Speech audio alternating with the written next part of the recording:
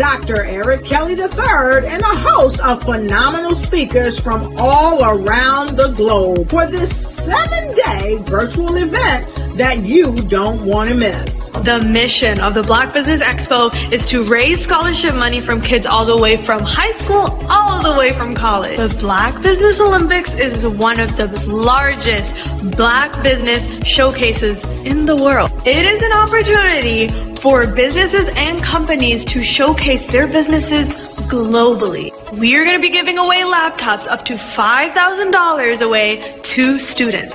Again, I'm Olivia Appleberry, the founder of 2 Cents Finance and one of the speakers for the expo. I am so excited to see you there. For more info, go to www.blackbusinessexpousa.com or call 919-308-9090 and hope to see you there.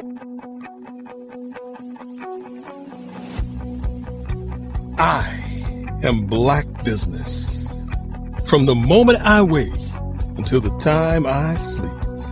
Yes, I am Black business. I am Black business. Tell me, are you Black business? I am Black business. Do you support Black businesses? Listen, I support Black business because I am Black business. Black Business Expo, one of the largest business showcases in the history of Black business in the world. The world! Sign up today at www.blackbusinessexpousa.com or call 919-308-9090. I am Black business. I am Black business. From the moment I wake until the time I sleep, I am Black business. I am Black business. Are you Black business?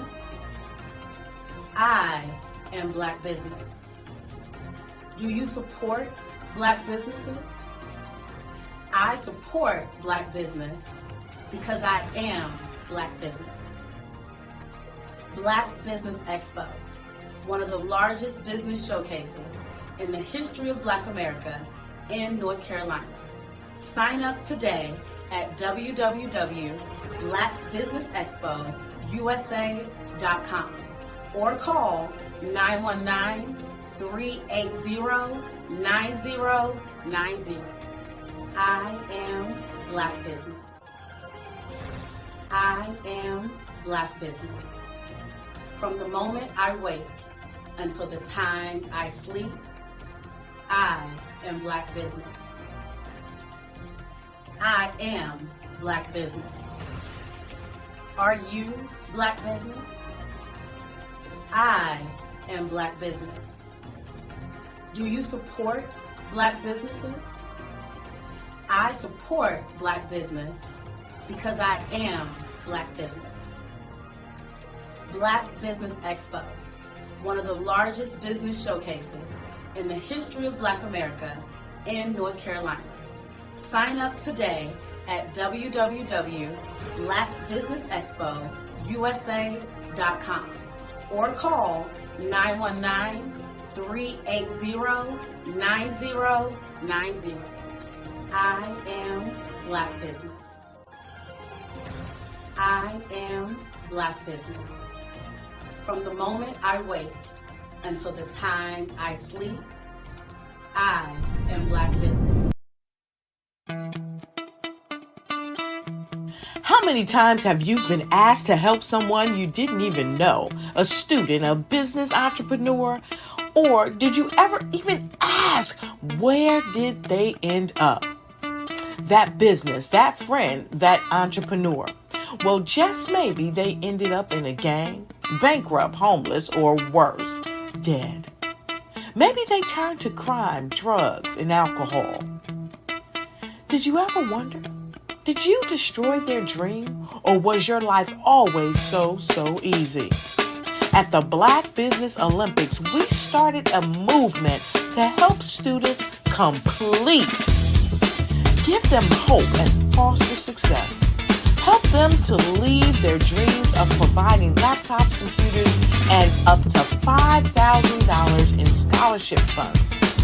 Today, we ask you to help a student, a business owner, or an entrepreneur to realize their dream by sponsoring them, supporting them, and buying from them.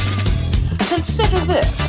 With $1.6 trillion in our Black community, we only ask for a small donation for our students, our businesses, and our entrepreneurs.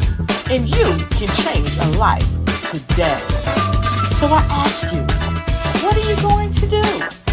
Sit on the sidelines and watch our students in high school be losers, miss out on their dream from lack of resources? Or are you going to donate to the movement and change their future and yours as well? Give us a call today at 919-308-9090. Change their life by investing with action to the Black Business Olympic Fund. The Black Business Olympics, one of the largest business showcases of Black business in the history of the world.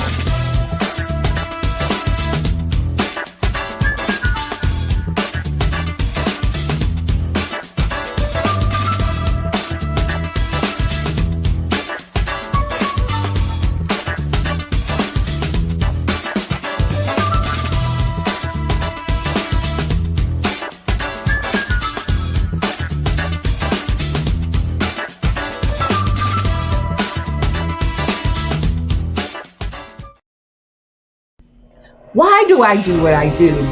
You know, my life coach asked me that a few years ago. And she said, Tony, what's your why? And I told her, and she said, girl, you've already accomplished that. Perhaps you need a new why. Hi, Tony Harris, Amy Hoydu with Say It Said Marketing, one of your students. And just wanted to say thank you, Tony Harris, for spending so much time with me and giving me that boost in my business that I so drastically needed.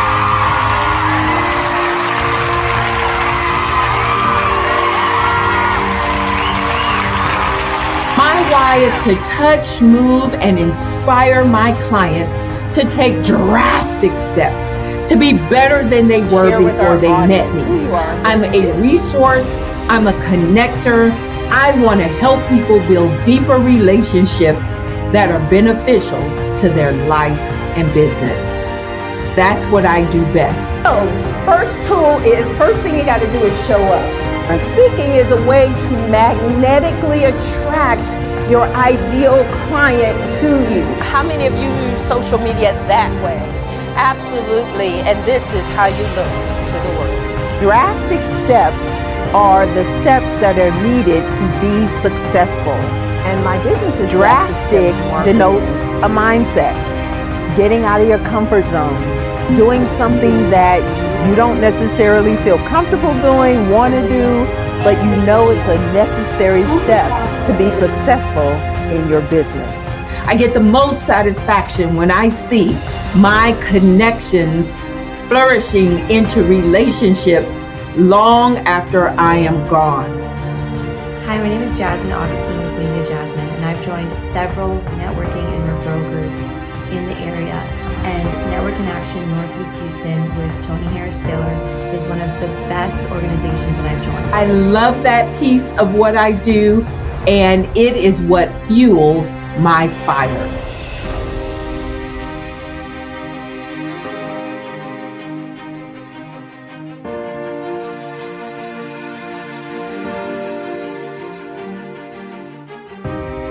My name is Tony Harris Taylor, saying take a drastic step today for a fantastic tomorrow.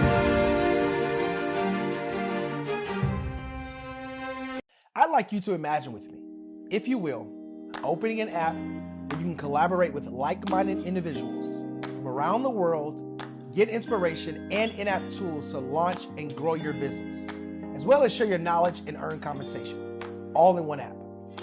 Well, the name of that app is TrueSo, short for Truly Social.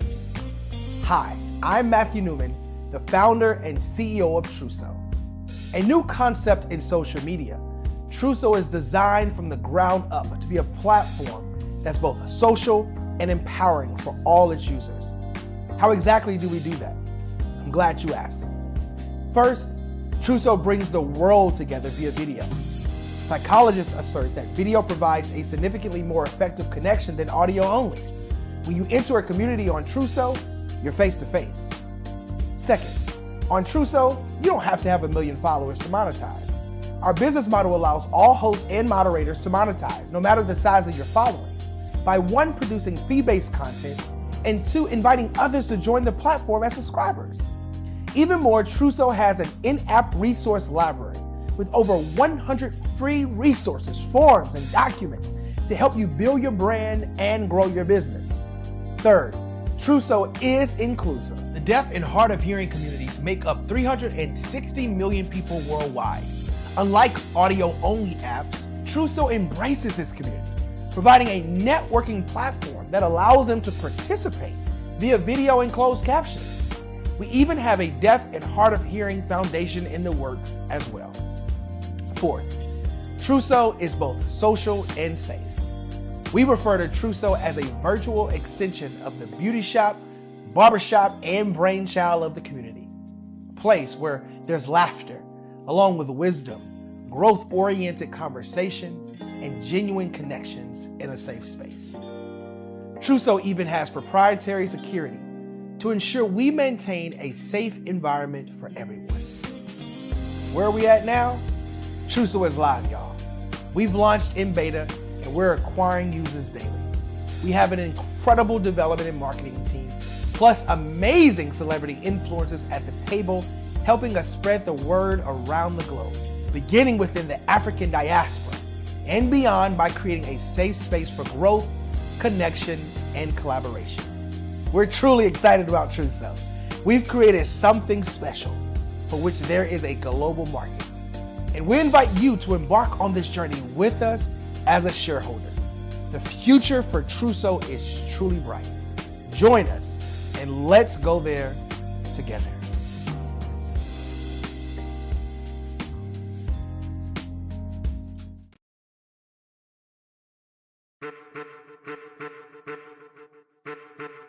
I am a child of the Most High God. He has gifted me in ways that I could not even imagine and didn't know.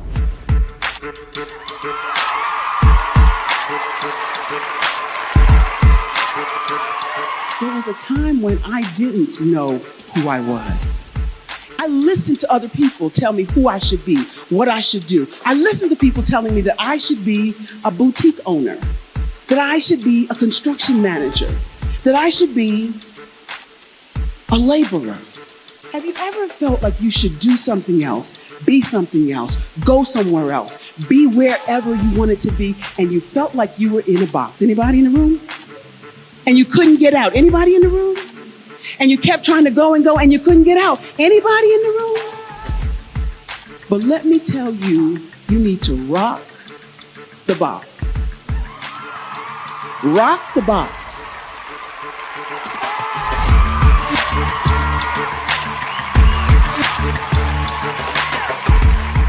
I am engaging, inspiring, and empowering.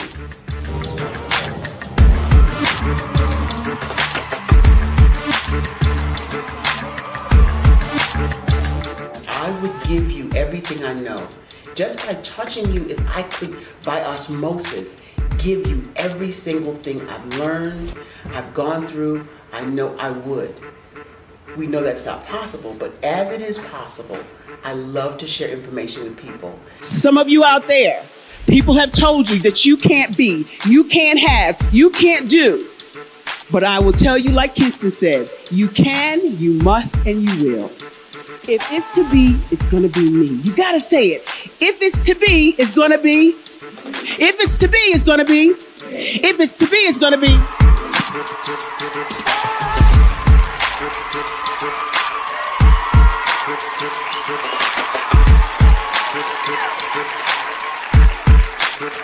Barbara is because she believed what her mama said about her. and not what other people told her. Every day you wake up, when you're in a situation, it's your choice whether it's an advantage or the disadvantage. She gained her confidence and her life, and now she is a testimony.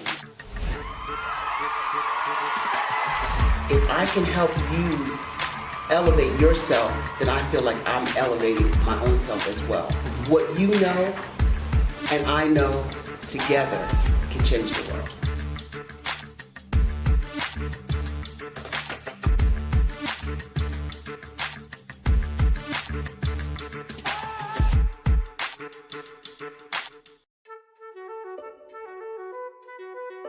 This is Dr. Arnold T. Petsworth. Yes, that's his given name.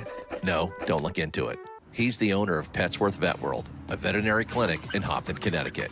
His patients include dog, cat, turtle, cat, turtle, frog, hamster, fish, Goldie, dog, and this alpaca. Due to doctor-patient confidentiality, we can't tell you their names. Business at Vet World was steady, and then quarantine hit. Neighbors on every lane, drive, and even a few cul-de-sacs brought new four-legged friends into their homes. Bunnies. Bunnies. you guys are so cute. Bunnies. You are so cute. Bunnies. You're so cute. Bunnies everywhere. A lifelong lover of Laporte, Dr. Petsworth welcomed these new patients with open arms. Hi, how you doing? How is she? Did you meet Jackie? Jackie, Barbara, Jackie? This is Betsy. The only problem? Okay. There were more appointments than he could manage. Yes, I'm gonna get to you. Give me a second. We're gonna get you in real soon. Don't worry, all right? And then...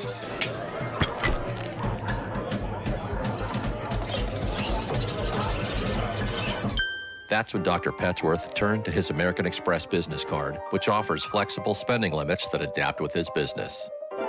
He decided to hire a new assistant, Julio, who's actually more of a bird guy. But that's just between us. And with the power to make big purchases in his hands, he used his card to furnish a new exam room with extra tail space. Together, Dr. Petsworth, Julio, and American Express Business made sure all the pets of Hopton got the love and care they deserved.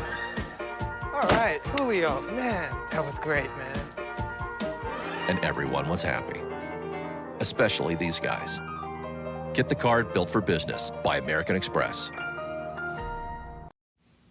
Did you know a typical passenger vehicle that has a fuel economy of about 22 miles per gallon and drives about 11,500 miles per year emits about 4.6 metric tons of carbon dioxide on an annual basis? In order to save this planet we call home, we have to make an immediate change in the way we navigate everyday life. Derrick Automotive is that change. Our ambition is to build full-size, near-zero emission electric drive vehicles that don't rely on the electric grid. Derrick Automotive makes driving an electric vehicle extremely convenient without sacrificing a sleek, modern design that is sure to capture the attention wherever you go.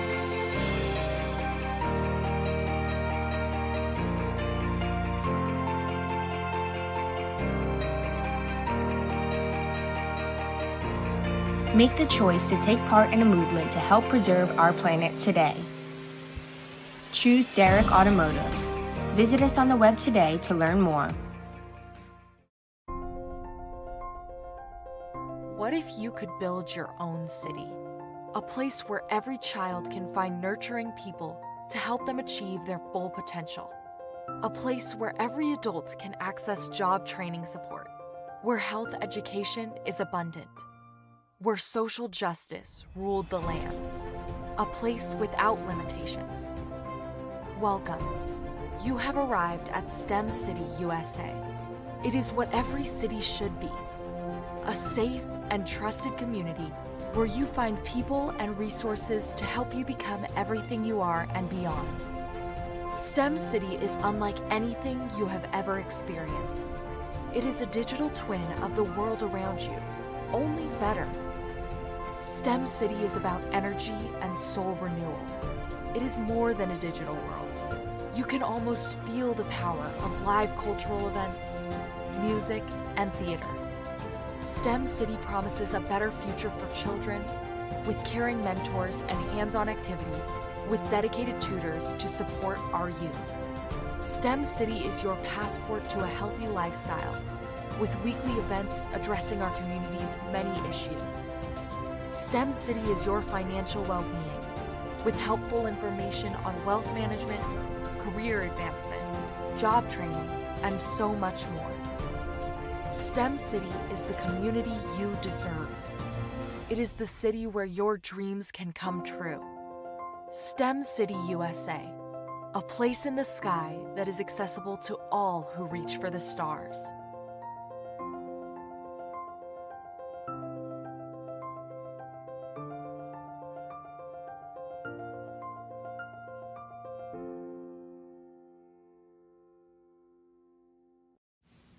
Did you know a typical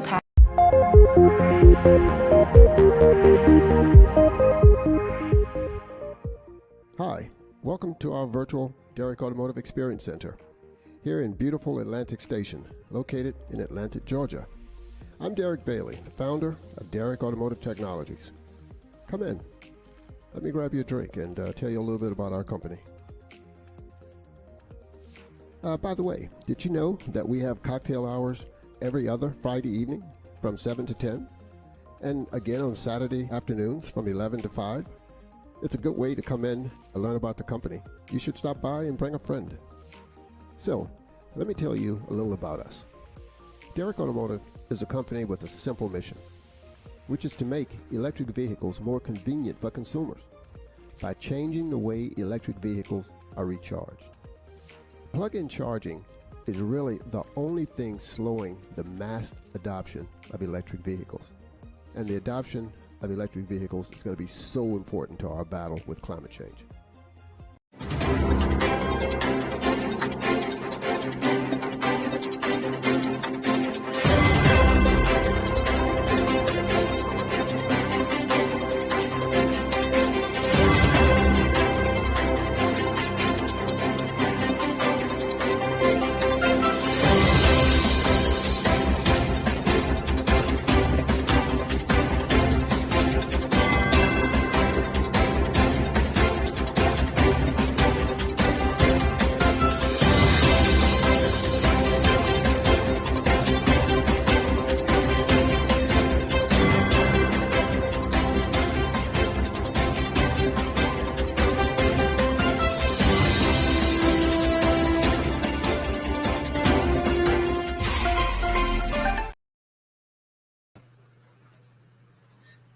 Good afternoon, business owners, entrepreneurs, thought leaders, and corporations.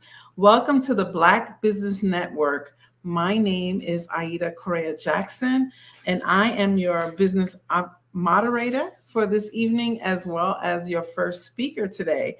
The Black Business Network is a 24-hour business network showcasing Black businesses, business owners, entrepreneurs, and thought leaders worldwide. We have speakers from North Carolina, London, Singapore, Africa, Japan, and cities all over the United States. The Black Business Network is a global community sharing its business knowledge to empower, inspire, and educate businesses about business. So as I said, I am your first speaker for today. My name is Aida Correa Jackson. My company is Love Built Life, and I teach people how to build a life they love. I have had an opportunity to speak here in the Black Business Network about other things that I do, but today I have the pleasure of sharing with you some insight on what I do as a life coach. I do life coaching for people, especially over a certain age, especially women. But I'm going to encourage you that no matter what your age is, no matter what stage you are in your life, to go ahead and grab a pen and paper, because I'm going to give you some information today that hopefully is going to help you get started. Oftentimes I speak to people who say, I'm in transition. I want to start a business. I want to do something different. I've been working at the same company for years, and now I'm in a position that I can do something new. Or I want to do something new, but I have no idea where to begin. And that's where someone like me comes in. I'm going to speak with you. We're going to talk about where you are. And that's what I'm going to tell you today. The first thing you want to do is start with where you are.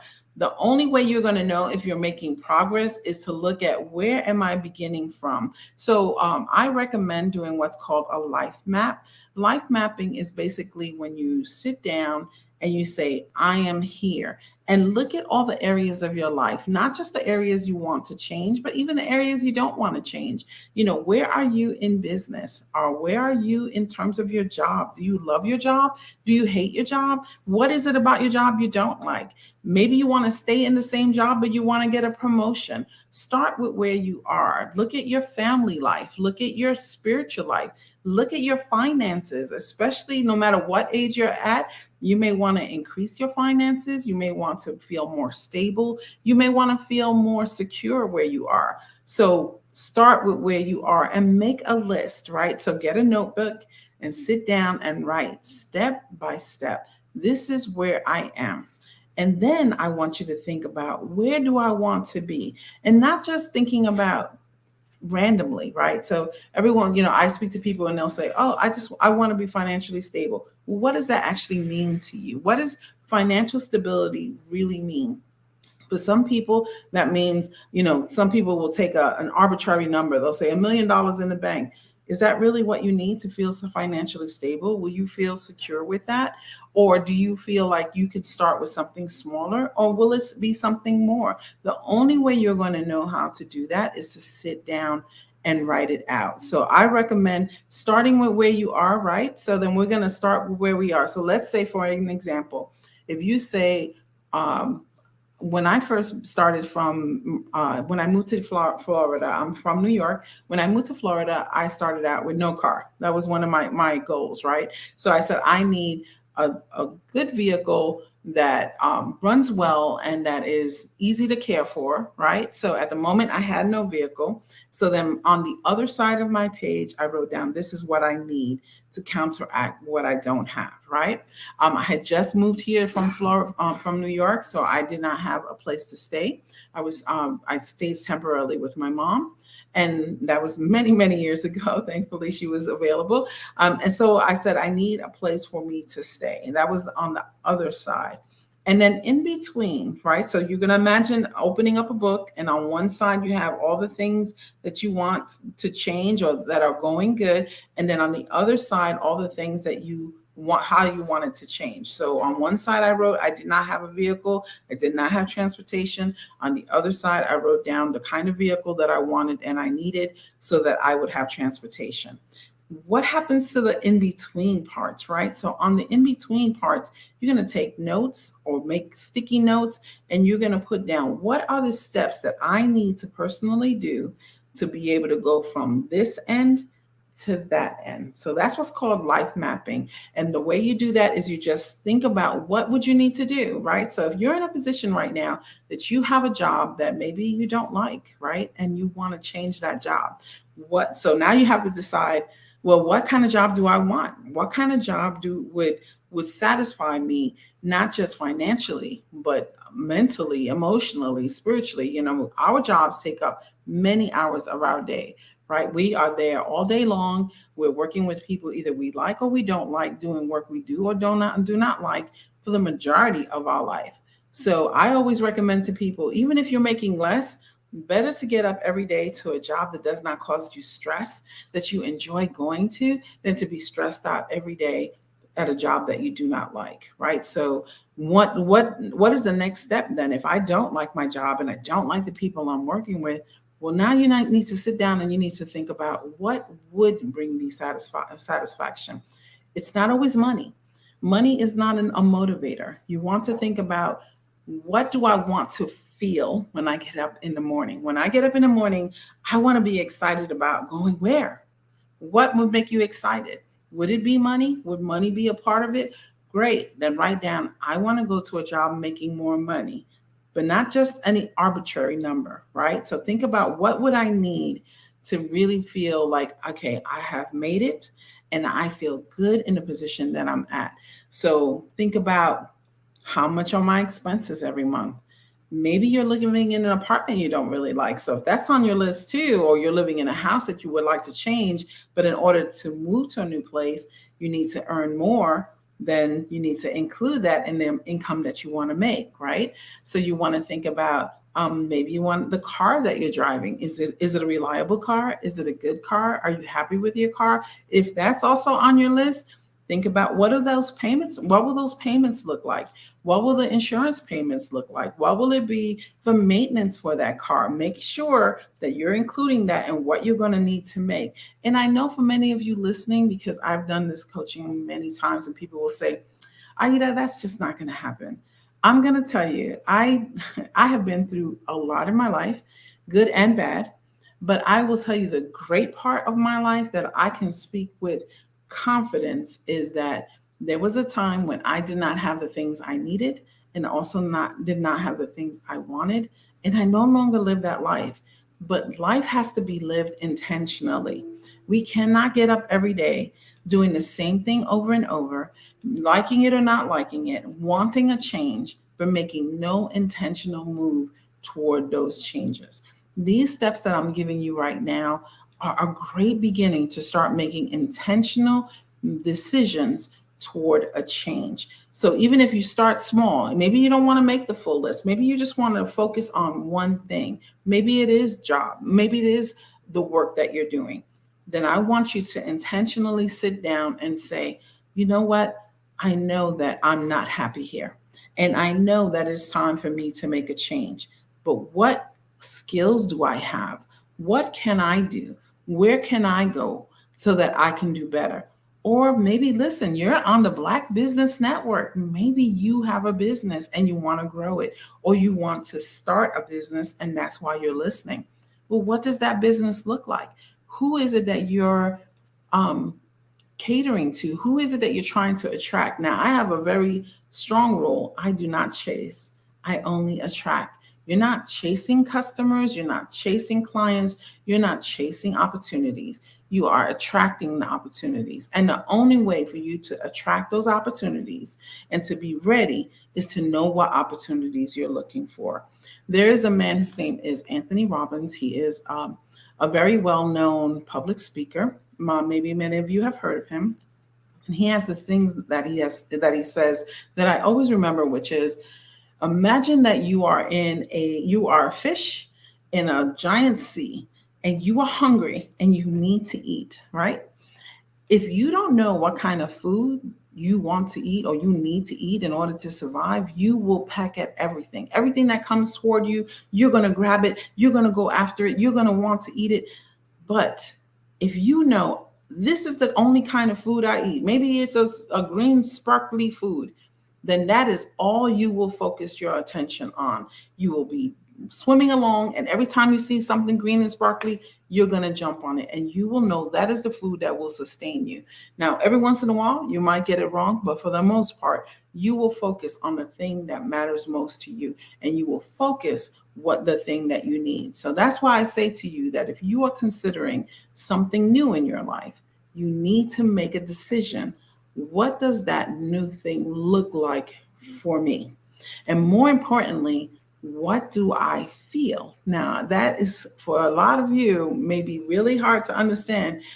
Feeling is important. You want to know, when I get up in the morning, I'm excited. That's a feeling. When I get up and I get dressed, I am encouraged and I'm excited to walk out the door and go to my job. And the people that I work with, I'm excited to work with them. I enjoy working with them. Those are feelings that you want to feel when you are working with them. When me as an entrepreneur, anything that I'm doing, I want to know that I'm doing it with purpose, right? So I want to feel like when I go out and I'm doing this, even speaking to you today, I want to know that I'm doing this with a purpose. My purpose is to encourage.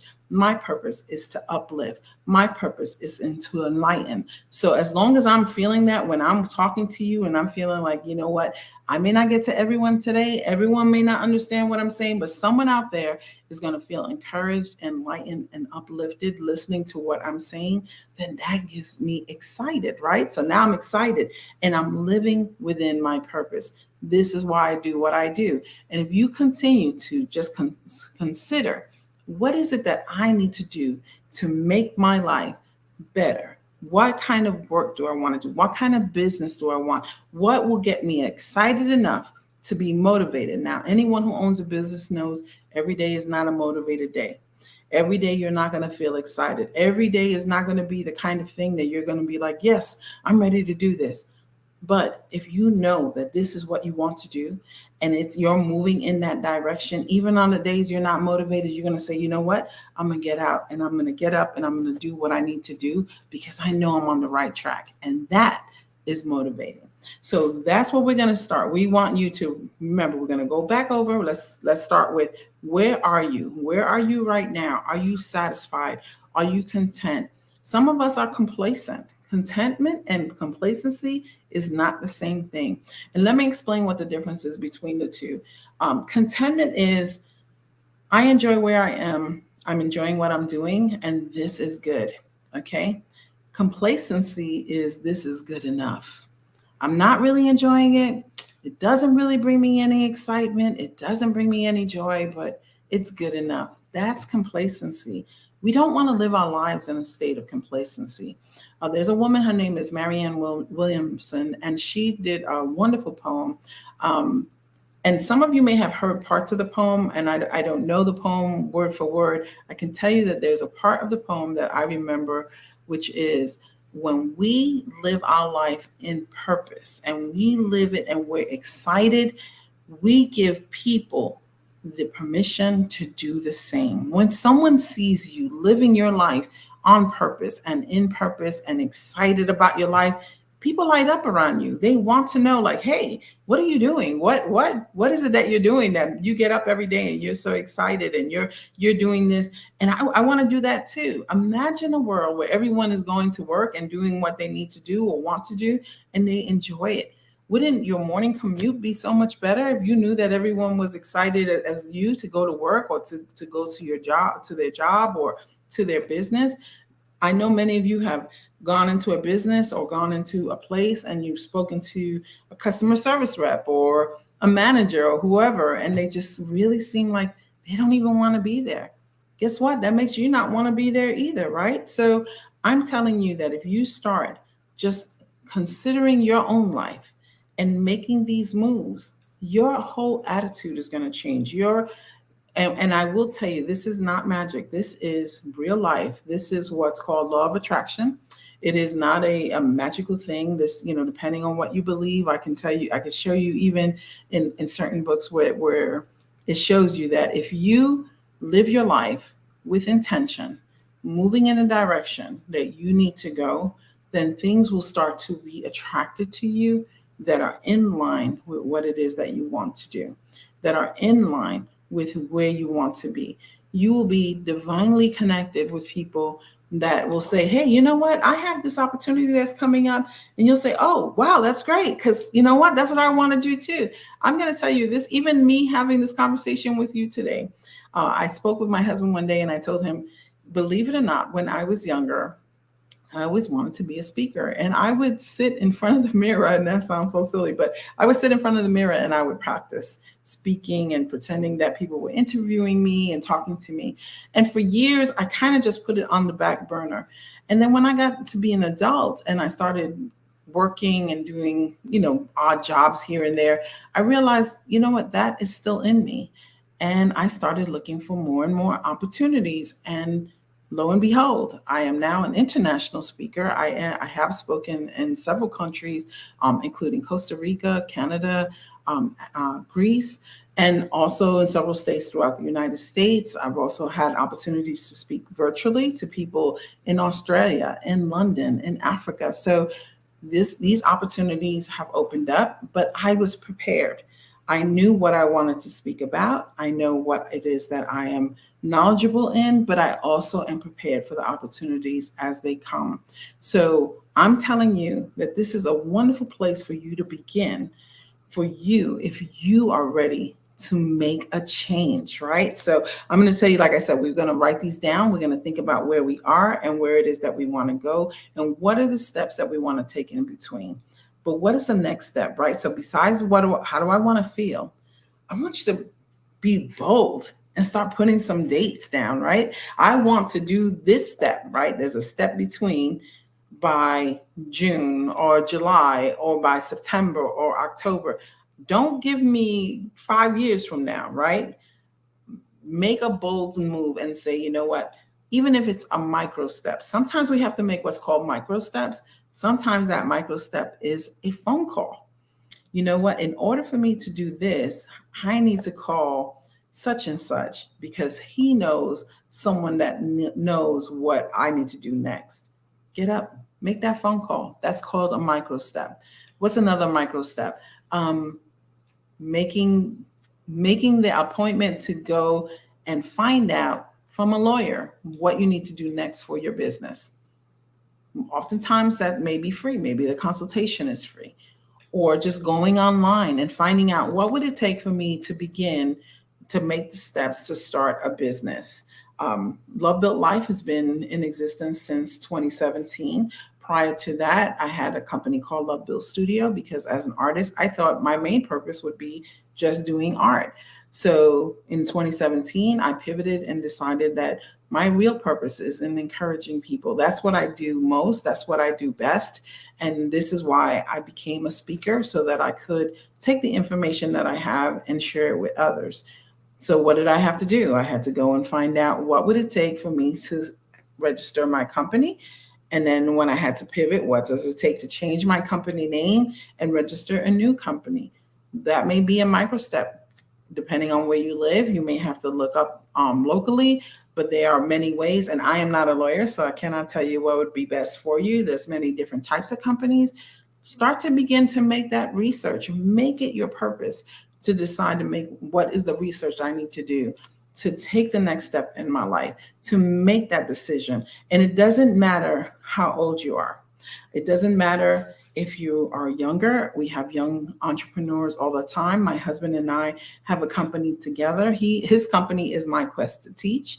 And together we are the Extreme Team. We work with young adults and young students. And then when I say young as 7, 8, and we teach them about entrepreneurship. We teach them about starting a company young. We teach their parents about registering their company, how they can begin to, at least if nothing else, make the moves and the steps toward building a business, thinking about a business name. What kind of business would they want to own? What are you willing to get up every day to do, especially if you're thinking about doing a business? Even if you're working on it part-time, you want to work on it every single day. What are you passionate enough to do every single day? We teach the young people about doing that. It doesn't matter how old you are. I have met many people, that are older. I'm an older woman myself. I've had my company for a long time, but I do technology. A lot of people are often surprised to find out that I teach technology. I teach about metaverse. I teach about computers. I teach about websites and social media. And I do this, the coaching. And people say, well, you don't look like you do technology. No, I don't, but that's okay. I do it anyway. That's what I want you to know, that it doesn't matter what you look like. It doesn't matter how old you are. It doesn't matter where you are in life. If you want to make a change, if you want to make what they call a pivot, if you want to pivot and do something different, you absolutely can. We hear stories all the time on the news and on social media about the woman who was 90 years old and decided to become a lawyer, or, a lot of people don't know that Kentucky Fried Chicken, Colonel Sanders was 65 years old when his company finally took flight. There are many people who have started businesses and failed, and maybe that's you. Maybe you started a business and said, you know what, Aida, I've tried to do this before. I know what you're talking about, but it didn't work. It's okay. This is not my first business. This is not my second business. It's not even my third. Sometimes we start something and it's just not the right fit. And it's okay to put it down and say, you know what, I'm going to do something else. Or maybe you are a visionary and maybe you are way ahead of your time. If that happens to be the case, it may be time to pick those old papers up, dust them off, and say, you know what, I'm going to try this again. I'm going to really make an effort, because sometimes it is wrong timing. Sometimes it's all these things that I'm telling you now, to write things down. Write down what you want to do, when you want to do it, by when you want to do it, what are the steps I need to take. Oftentimes people don't do any of that.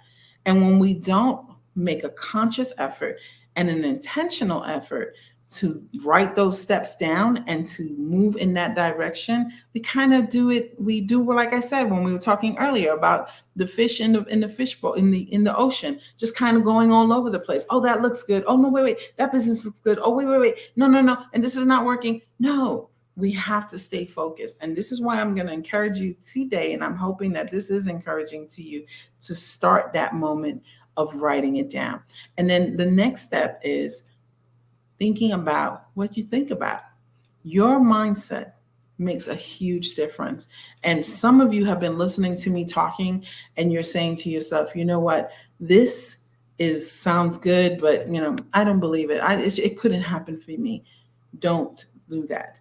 There's a man's name, you all know of the Ford company, the cars his name is Henry Ford. Henry Ford says, if you believe you can or you believe you can't, then you're right? So we want to believe that we can, and not believe, but we want to know that we can. I want you to think wherever you are today, you got there, right? So all the decisions you made have led you to where you are today, whether it's good or bad.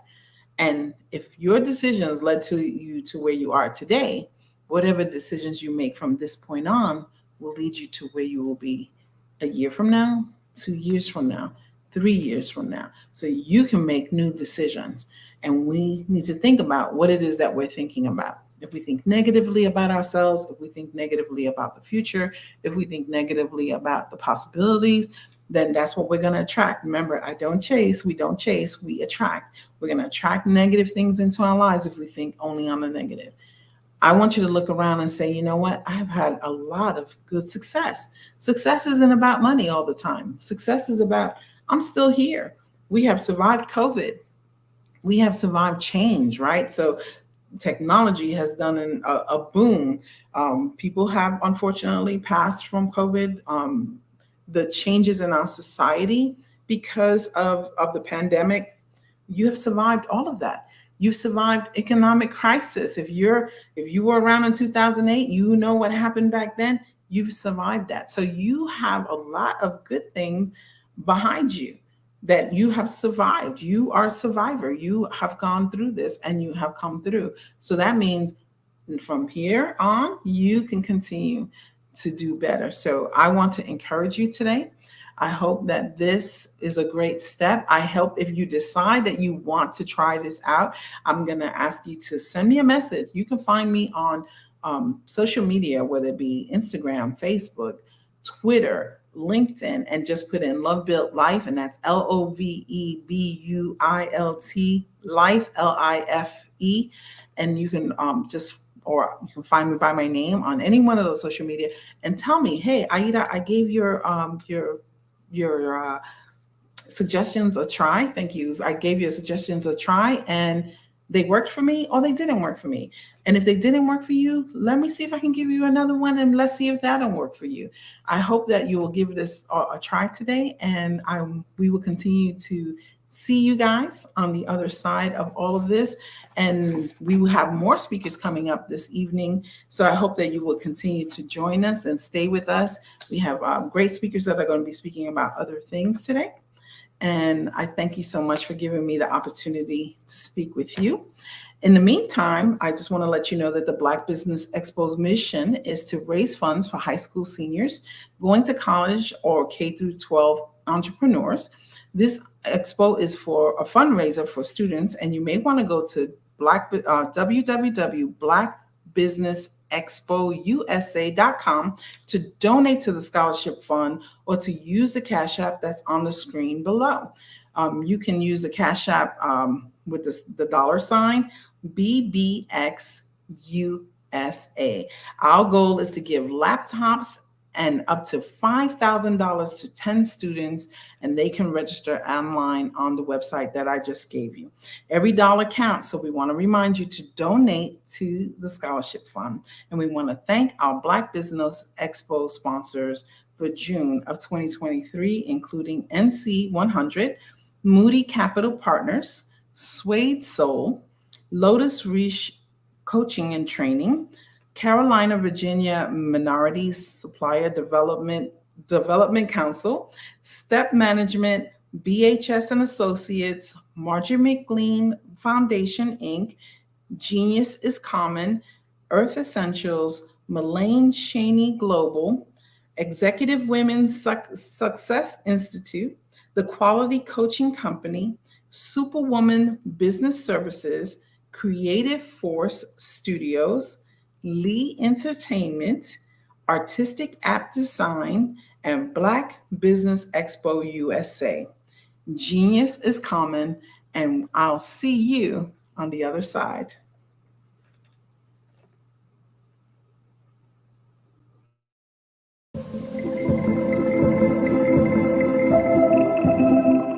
Design is human. It's about people. It's about life. We've designed everything around us since the beginning of time. The things that we see, the things that we hear, experience, and feel.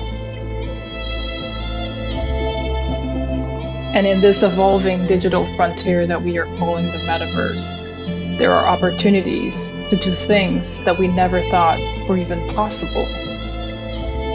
But with innovation comes responsibility, and there will be many challenges that we must face and overcome together. I've often wondered, how do we create balance between humanity, technology, and the environment in a world that is already constructed? It's as though we are designing against the grain. This is something that many of us are trying to figure out at this technological tipping point. I personally have spent countless hours of my life, especially in the last few years, really thinking about this, thinking about how to create amazing, innovative, and artistic, immersive experiences using technology, but while still doing our part in this world to protect our people and to protect the environment. And what I've realized is that collective thinking around design is holding us back.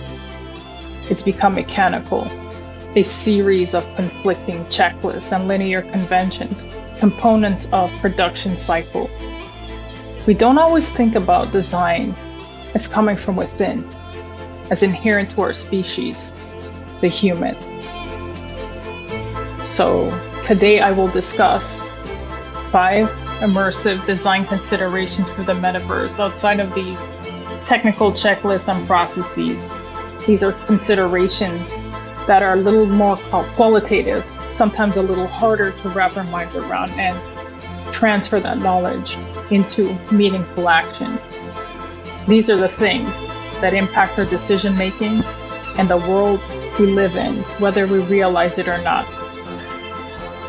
And when we make this connection more mainstream, I truly believe that we can evolve the world by pioneering what artistic but responsible, immersive design looks and feels like, and what the metaverse should evolve to become and to include.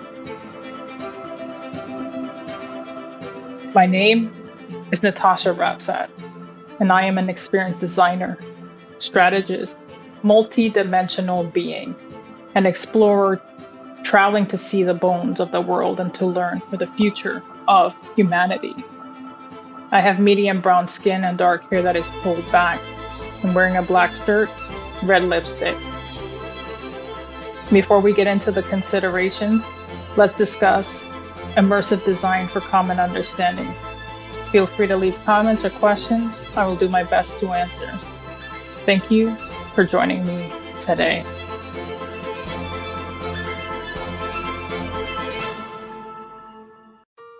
Hello, this is Israel, and I am CEO of Daydreams Interactive and author of Princess Planet.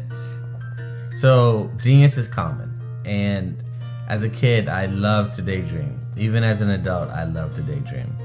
And when my daughter became 6 and loved princess characters, but we just could not find the diversity that showed her, we created our own characters.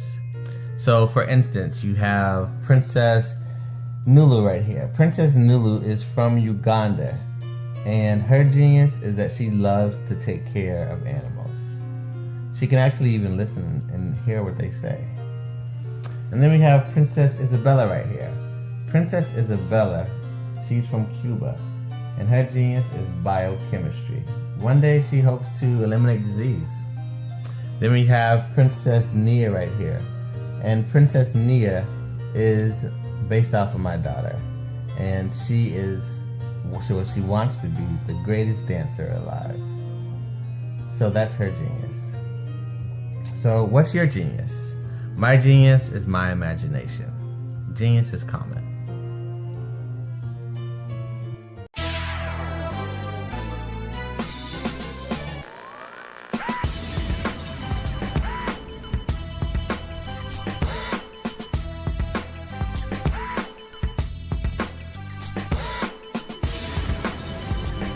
You are watching The View from Hampton U, exploring Hampton University's rich history, the past, present, and promising future.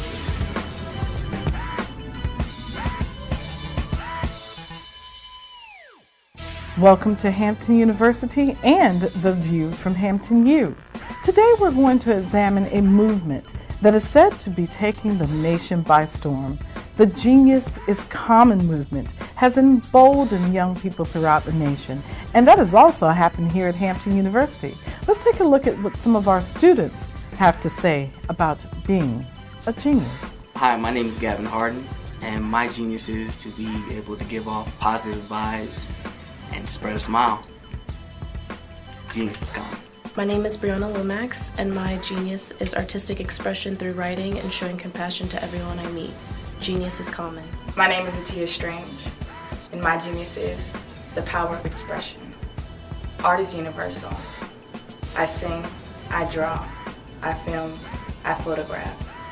Genius is common. My name is Maya Harris, and my genius consists of all the gifts that God has given to me. I am a giver, I am passionate about bringing ideas to life, and I have mastered the concept of finding the good in everything. Genius is common. My name is Diamond Sidney. My genius is acknowledging the beauty in my own mistakes while challenging others to do the same in order to cultivate and grow. Genius is common. My name is Almajid Edwards. A lot of people think genius is about being talented or being smart. It's not true. Genius is about influence. Whether it's an equation, whether you're reading or writing, research, harmonies, what have you, genius is about the opportunity, the moment of impact where you can influence another person and uplift them. My genius is poetry. Genius is common. Hampton University has a long-standing history of supporting geniuses and the movements that they create. For example, General Chapman Armstrong established this great institution in 1868. And did you know that Booker T. Washington was also an alum of Hampton University? I could go on and on about the geniuses who've come through these doors and have exited to go out into the world to make a great difference. That's what's important to us. That's what's important about the Genius is Common movement. What is your genius? You should take the time to think about that today. So thank you for watching The View from Hampton U. And remember, genius is truly common.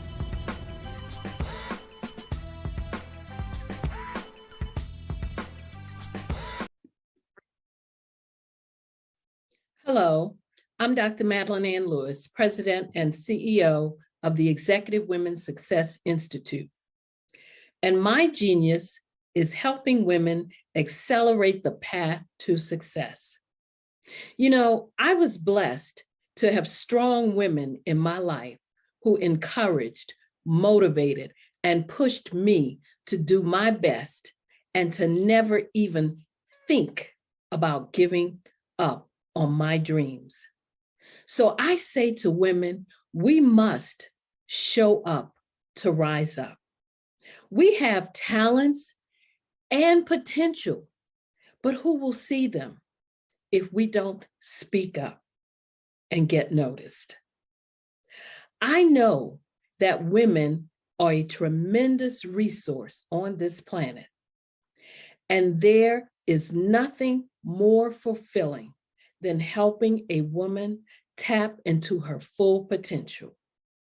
I do this because I want to be a part of helping as many women as I can to show up, to rise up. I do this because genius is common. Hey guys, my name is Caden. I'm the CEO of Caden Teaches, and my genius is teaching kids about financial literacy. Throughout my financial products, such as my financial flashcards, my activity book, and my newest project, my financial bus, which I bought. And on the bus, it has a mock bank where kids will learn how to deposit and withdraw money, a mock grocery store where kids will be able to learn how to have a family budget, and a mock stock exchange where kids will even be able to learn how to invest in stocks. Now, I decided to start teaching kids about financial literacy because I find that most kids graduate high school without even knowing the basics about financial literacy. And I feel if I were to teach kids about financial literacy, that I would be able to help kids tap into their genius. And I actually learned about financial literacy to my dad because I would go to business meetings with him and I would always see that they were talking about financial literacy. And at that point, I didn't understand what financial literacy was. So I took it upon myself to learn about financial literacy and teach it to kids in a way that they could understand.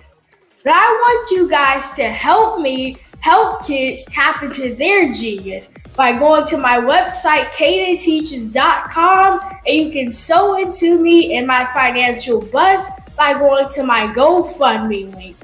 And remember, if Caden can, you can too, because genius is common.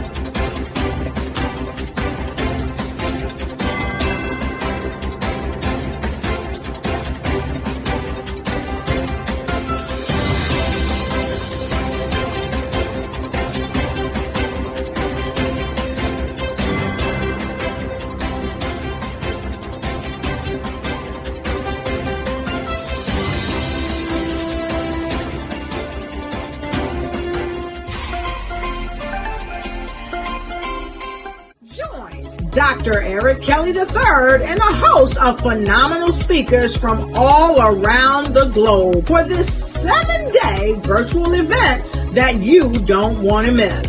The mission of the Black Business Expo is to raise scholarship money from kids all the way from high school all the way from college. The Black Business Olympics is one of the largest Black business showcases in the world. It is an opportunity for businesses and companies to showcase their businesses globally.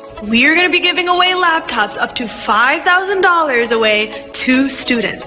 Again, I'm Olivia Appleberry, the founder of 2 Cents Finance and one of the speakers for the expo. I am so excited to see you there. For more info, go to www.blackbusinessexpousa.com or call 919-308-9090 and hope to see you there. I am Black Business. From the moment I wake until the time I sleep. Yes, I am Black Business. I am Black Business. Tell me, are you Black Business? I am Black Business. Do you support Black businesses? Listen, I support Black business because I am Black Business. Black Business Expo, one of the largest business showcases in the history of Black business in the world. The world! Sign up today at www.blackbusinessexpousa.com or call 919 308-9090. I am Black Business. I am Black Business. From the moment I wake until the time I sleep, I am Black Business. I am Black Business. Are you Black Business? I am Black Business. Do you support Black businesses? I support Black business because I am Black Business. Black Business Expo, one of the largest business showcases in the history of Black America in North Carolina. Sign up today at www.blackbusinessexpousa.com or call 919-380-9090. I am Black Business.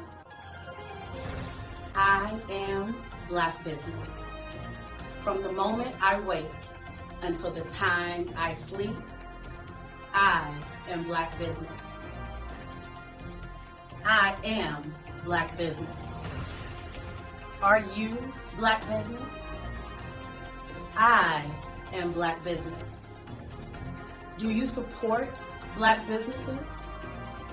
I support Black business because I am Black Business. Black Business Expo, one of the largest business showcases in the history of Black America in North Carolina.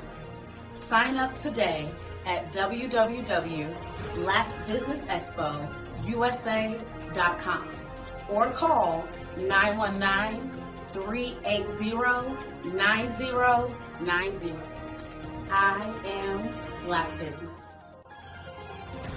I am Black Business. From the moment I wake until the time I sleep, I am Black Business.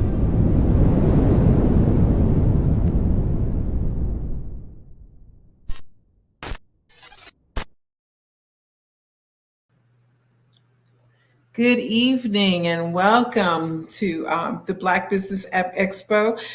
Business owners, entrepreneurs, thought leaders, and corporations, we welcome you to the Black Business Network. My name is Aida Correa Jackson. I am your business moderator for this evening on the Black Business Network. The Black Business Network is a 24-hour business network showcasing Black businesses, business owners, entrepreneurs, and thought leaders worldwide. We have speakers from North Carolina, London, Singapore, Africa, Japan, and cities all over the United States. The Black Business Network is a global community sharing its business knowledge to empower, inspire, and educate businesses about business. Our next speaker is Kat Cachado from her company Woven. Kat Cachado is currently the Community Relations and Partnerships Ambassador at the Women Veterans Network. So that's the Women's Veteran Network, Woven. Kat retired from the U.S. Air Force in 2000, where she spent her entire career in communications and project management. She's an advocate and a champion for all women veterans and helps them to navigate the transition process from active duty to civilian, which is why Woven was a perfect fit. I present to you Kat Cachado.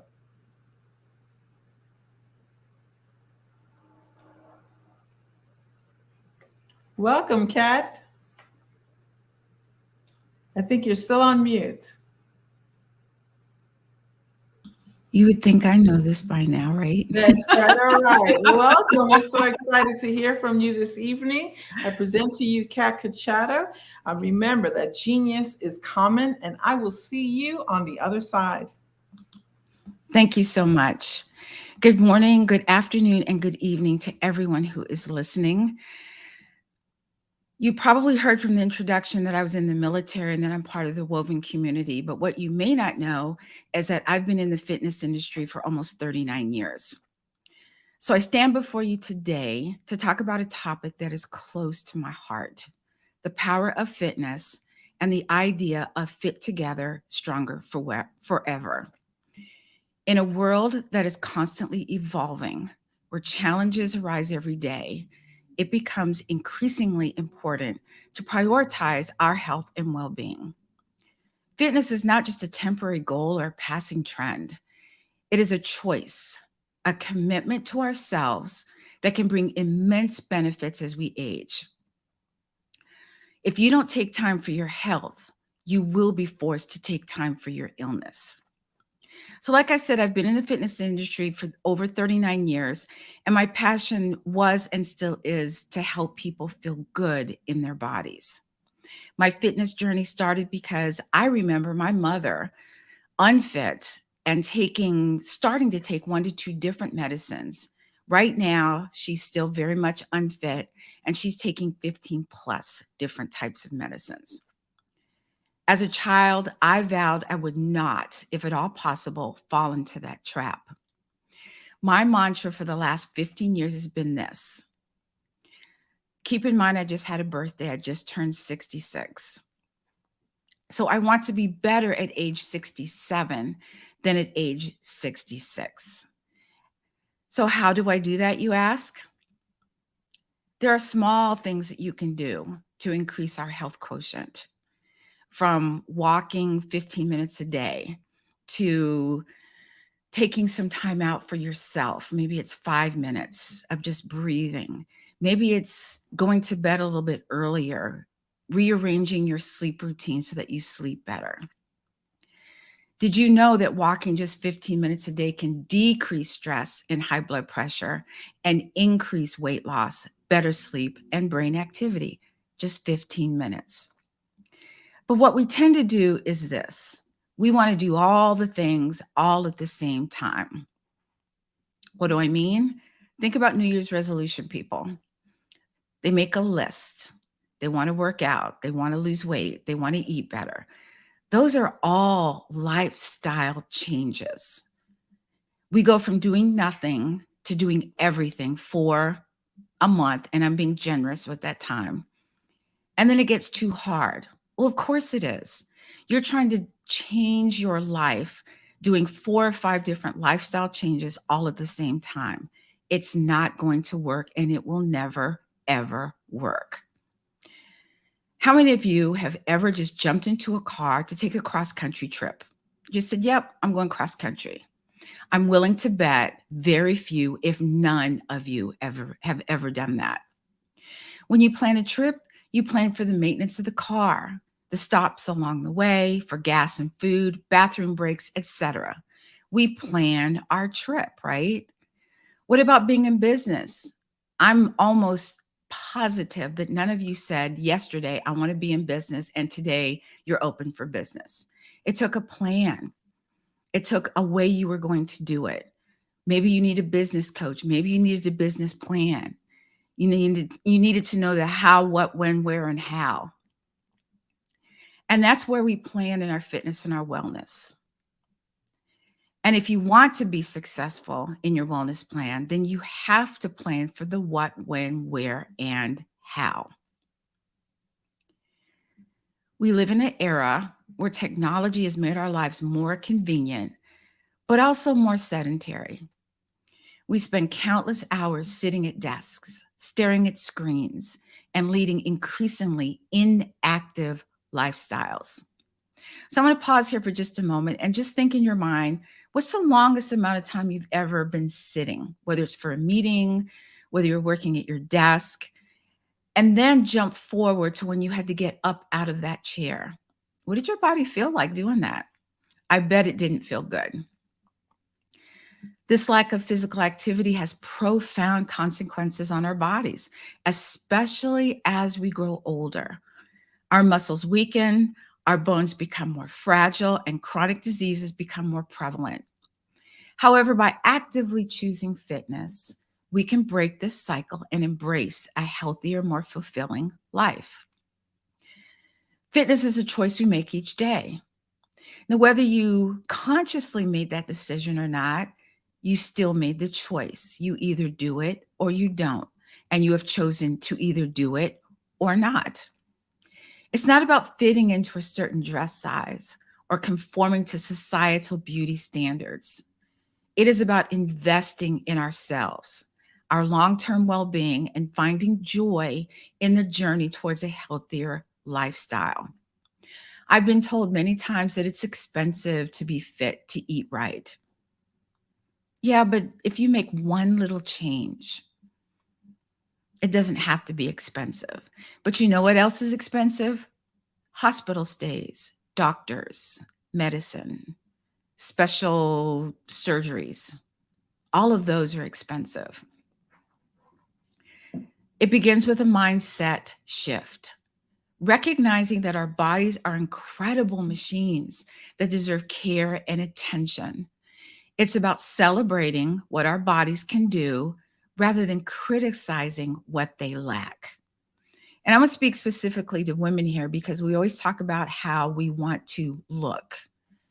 And instead of being healthy, we want to lose the weight, we want to lose the inches, we want to slim down our thighs and make our arms look better.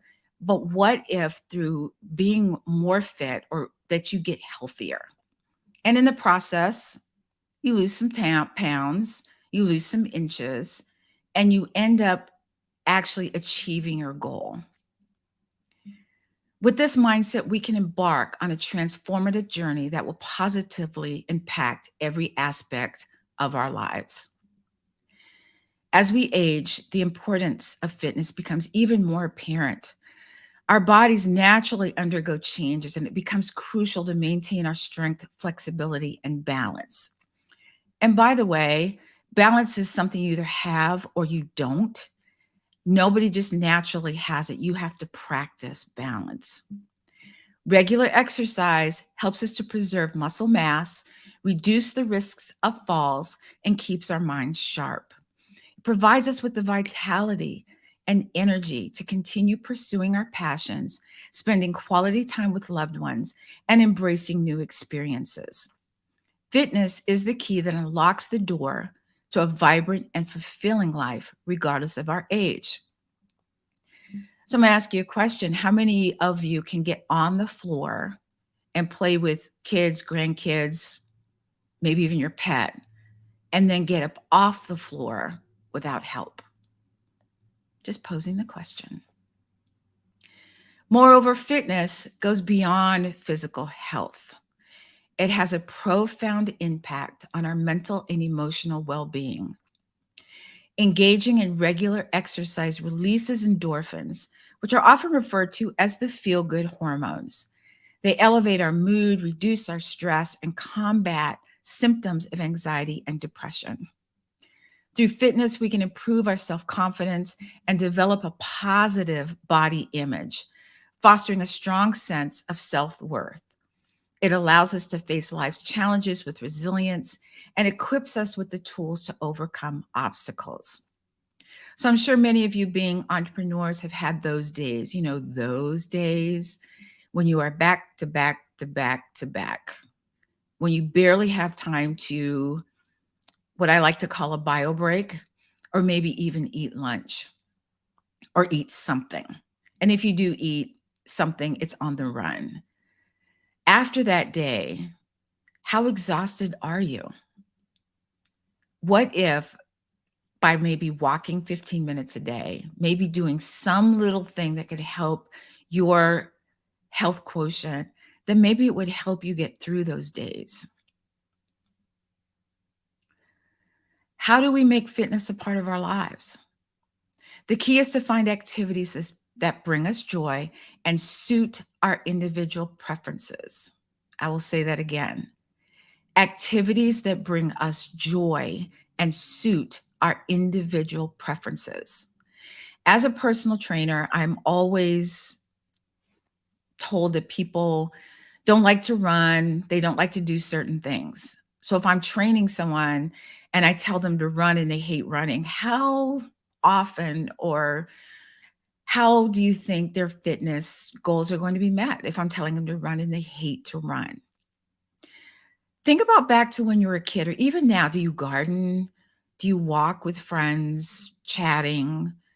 What are those things that you love to do? Now I'm going to stop here because also for my birthday, I bought a pair of roller skates. Yes, I did. Why? I remembered as a child the joy that it brought me to roller skate. In fact, it was my transportation, and I'm not going to go back. I already told you how old I am, so y'all do the math. But it was the fun. I spent almost 2 years of my life in roller skates because I wanted to. And then I went on Instagram and I saw two brothers. You may know them. They're called the Griffin Brothers. And they're roller skating in a rink. And what I noticed the most was the joy and the fun and the laughter on their face. And it brought me back. And I said, I want to do that. So whatever brings you joy and suits your individual preferences. It could be something as simple as, like I said, walking, cycling, dancing. How many of you have taken a dance break? Get out of your chair, put your best music on, your favorite music on, turn it up loud and do a dance break for 5 minutes. No one's watching. Who's going to know? But what that does is it opens up the brain. It gets rid of the fog. It activates our heart rate. It starts to get the blood flowing. When I was in the military, I had a boss who said that sitting too long makes you stupid. And I think what he meant by that is that you can't think because you're sitting too long. So think about those things that brought you joy as a child or even as an adult. The options are endless, and it's never too late to start. And I will pause here for a second because there was a study done, and they went to a home where they had 80-year-olds, 80 plus. And they did workouts with them. Maybe it was body weight, maybe it was very light weights, and they increased their body mass. And what I mean by that is they increased muscle. They did a 6-week course. And no, they weren't dancing around. They worked out in their chairs. If they were able to stand up, they did it standing up. Some of them were dancing. They danced in their chairs. So there are ways to get around it. So your options are endless, and it's never too late to start. So engaging in physical activities with friends or joining a community of like-minded individuals can add a social element that enhances our motivation and enjoyment. When you work out with a friend, the incidence of you meeting your fitness goals goes up significantly. Why? Because it's an accountability partner. Someone who can say, let's go walking. You say, I don't feel like walking. And you say, remember your goals. Let's go walking. I'm only asking for 15 minutes. Remember, fitness is not a one-size-fits-all concept. It's about finding what works for us and making it a sustainable part of our daily routine. So all those fads that are out there, and you say, well, I can't do that, and that's okay. I will never, ever, ever again do burpees, ever. You know why? Because I don't want to, and I don't have to. So find what works for you. So in choosing fitness as a choice that can transform your lives, especially as you age, it's a commitment to our long-term well-being. So I know some of you are probably thinking, I'm still young. Now's the time to start. But even if you're older, like me, it's never too late to start. Think about how much better you can feel in a month, 3 months, 6 months, a year. You might even start to enjoy it. Careful. You might even find out that you might want to add some weights. There are different ways to work out now. It's not just going to the gym. I don't think anybody really likes that. Some people still do, but a lot of people don't. There's online. There's getting a trainer to come to your house. So there's individual one-on-one, whatever that is. Do some homework. Find out what works for you. And I know what you're saying. How do I do that? How do I find out the trainer for me? And the best way for you to do that is do your homework. Find out the best of the best in your area, because all you have to do is Google it, and I'm sure it'll pop up. But when you find these people, and I would say pick 2 or 3, your top 2 or 3, interview them. Don't let them tell you how wonderful they are. Interview them. Ask them the questions that pertain to your body. How can you help me? I have an injury. How can you work my body and move around my injury? So interview them. Find out the best time that works for you. Can you work out at this time, on this day? Pick one day a week if you want to work with a trainer.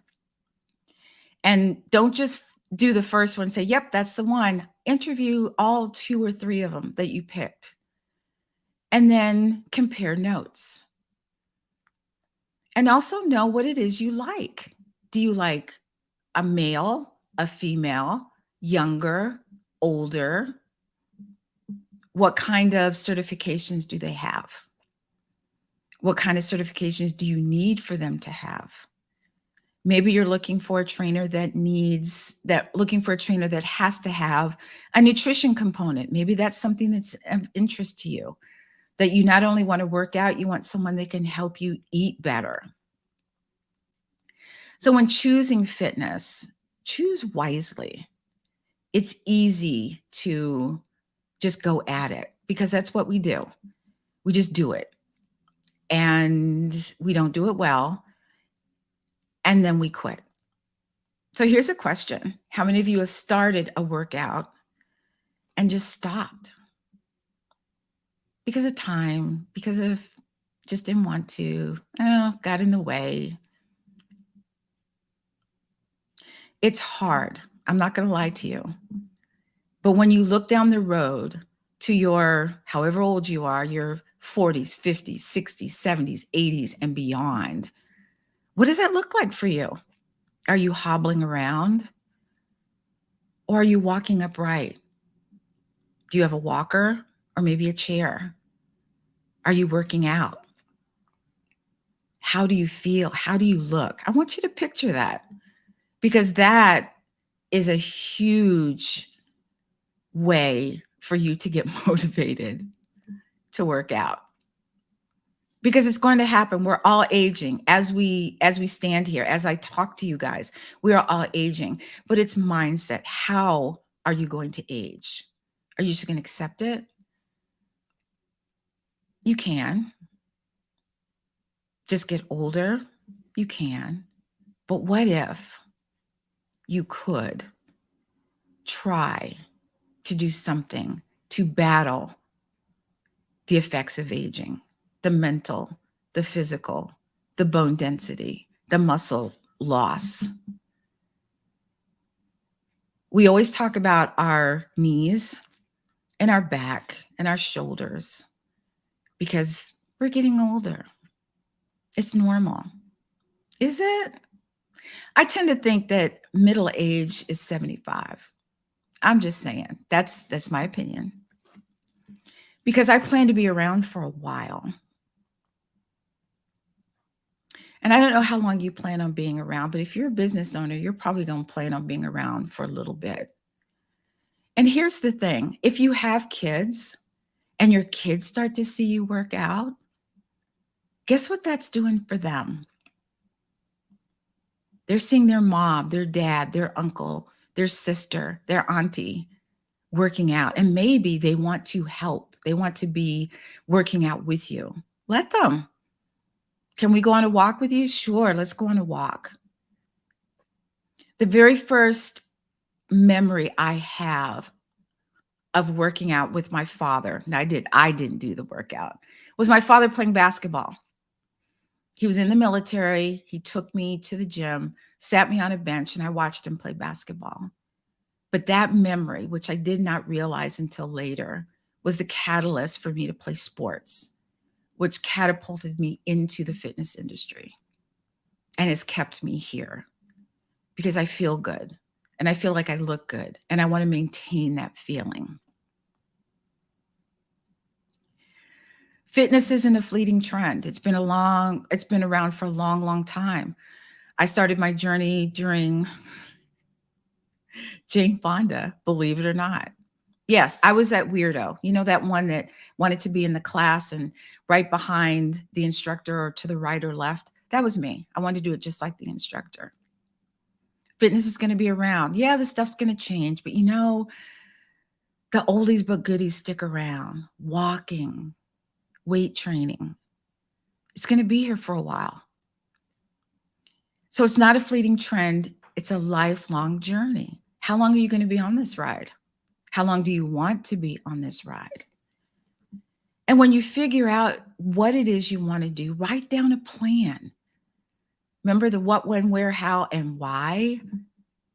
You know what the biggest one of that is? The why. Why now to make a change? Why now to start your business? Why now continue your business?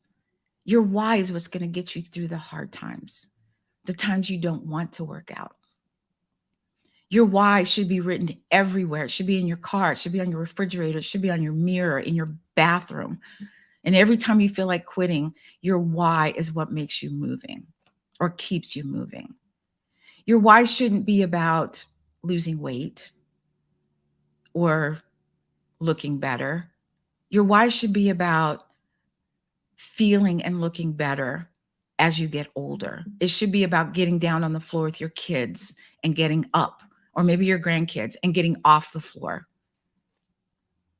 So your why is super important. The when should be super easy. Pick a day that you know without a shadow of a doubt that nothing can get in the way. And the when is easy, and the how. But sometimes life gets in the way.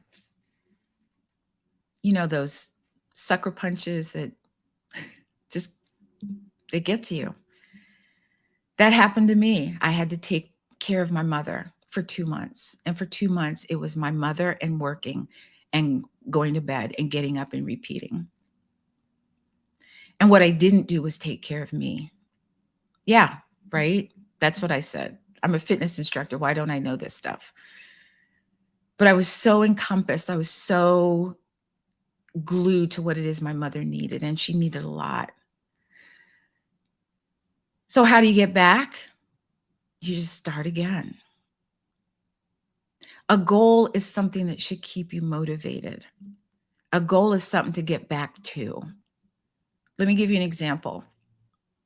I hate taking pills, even vitamins. Hate it. Can't stand it. I do it. I don't like it. And I'll be good for 2 weeks. And then in 2 weeks, I won't take my vitamins, but I get right back on the vitamin course again. And I keep trying. That's all I'm asking you to do is try. So again, fitness is not a fleeting trend, but a lifelong journey. And making not only it a priority, but making you a priority. You can create a future where we all can be fit together and stronger forever. And let me explain that for just a minute.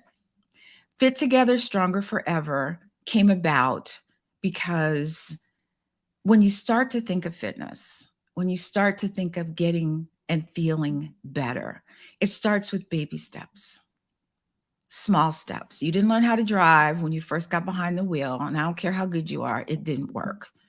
You had to learn, and now you do it without even thinking about it. And that's what fitness is doing it enough where it becomes such an ingrained part of your life that when someone says, hey, we have a party or we have a luncheon, and you be like, I'll be there right after my workout.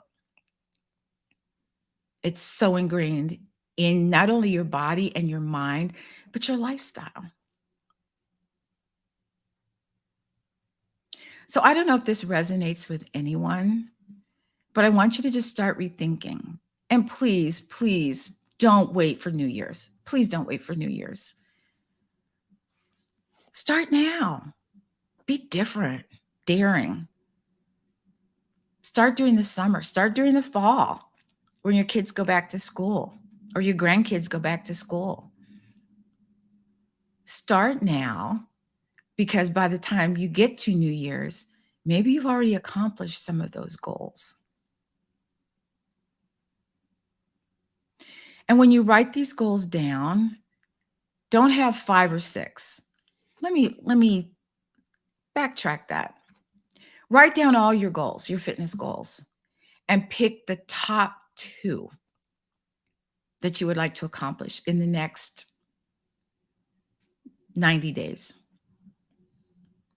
And then out of the top 2, pick the one that resonates with you the most. And then go for that goal. And then when that goal becomes ingrained in your lifestyle, then go to your next goal. That's how it works. No one gets to where they are by skipping steps. What about your business? Did you go from 0 to making 6 figures in a month? Nope. Maybe you did, and hallelujah if you did. But I'm almost certain that most of you didn't. You had to work at it. But think about this. If you put as much work, if you put a quarter of the energy that you put into being an entrepreneur, to making your business successful, into your fitness, where do you think you'd be right now? You'd be killing it is what you'd be doing. Not only entrepreneur, you're a fitness enthusiast, and your kids are watching, your grandkids are watching you. Think about that for a second. We always talk about leaving a legacy, but when we think about leaving a legacy, we think about our business, we think about money, we think about a will. What about leaving them a legacy of fitness? Helping them to become healthier. And I don't mean working out because they're kids, but do fun things with them. So that later, down the road, when they're older, they can say, remember when Nana went out in the backyard and played kickball with us? Or played baseball with us, or wiffle ball, or whatever it is you like to do. It's going to happen. But I want you to understand that it takes time. You're going to get discouraged. It's going to happen, just like in business. How many days have you sat down and said, you know what? I don't know why I started doing this. Then you get over yourself and you keep going. That's what fitness is. Yeah, I worked out, or I didn't work out. Here's a good one. I didn't work out and I messed up my whole week. No, you didn't. If you can't work out on the specified day that you have put in your calendar, immediately reschedule it. Immediately. Not an hour from now, because if you're like me, I won't remember. Put it in your phone, put it in your calendar, and immediately put it there on another day, and then do it. Doesn't matter that it wasn't on the same day. What does matter is that you did it. What does matter is that you're getting healthier. What does matter is that your kids and grandkids are seeing you. What does matter is that you're influencing your friends and family that maybe want to work out too, or want to work out with you, or want to walk with you. That's what the legacy is that we are leaving for ourselves and for our kids. Remember that fitness is not a one-size-fits-all, like I said before. Find what works for you. And that might take a little work on your part. But when you do find it, it's magic. You find that trainer that works with you, that you find that trainer that just vibes with you. That's huge. But also when you get a trainer, be very cognizant of their time. Don't be late. Don't late cancel. Be there and be ready to work out. Because they understand life too. Because life gets in the way for me all the time. I have to juggle schedule. all the time. I'm Tetrising, as my business coach says all the time. My events, things move around. And that's okay. So fit together, stronger forever. I want you to remember that. Fit together can mean your family, can mean your friends, it can mean all of the above. Stronger forever is a goal. I want to be one of those old feisty ladies, that don't need help opening your door, that don't need help crossing the street. I can do it all on my own. Now, if someone opens the door for me, I'm okay with that. But I don't need anybody to do that. So I hope that in speaking about Fit Together, Stronger Forever, that you have gotten some tidbit of information, that you wrote something down that just resonated with you. Because that's what this is, right? We're talking about those things that light us up on the inside. Mine is fitness and roller skating. What's yours? And I don't mean business. What lights you up? Maybe you garden. That counts. You burn calories. But when I think about fun, I don't think about burning calories. I don't think about sweating. I don't think about losing weight. I think about having fun. And I think that when you have fun doing something, you don't think about those things at all. You think about having fun, and all of a sudden you think, wow, I lost some inches. I lost some pounds by having fun. It should never be heavy. If it is, tell your trainer, make it more fun. And if you don't like your trainer, even though they sounded perfect on paper, and they all do, feel free to change your trainer, because you have that power to do so. Find someone who fits you, someone who's fun.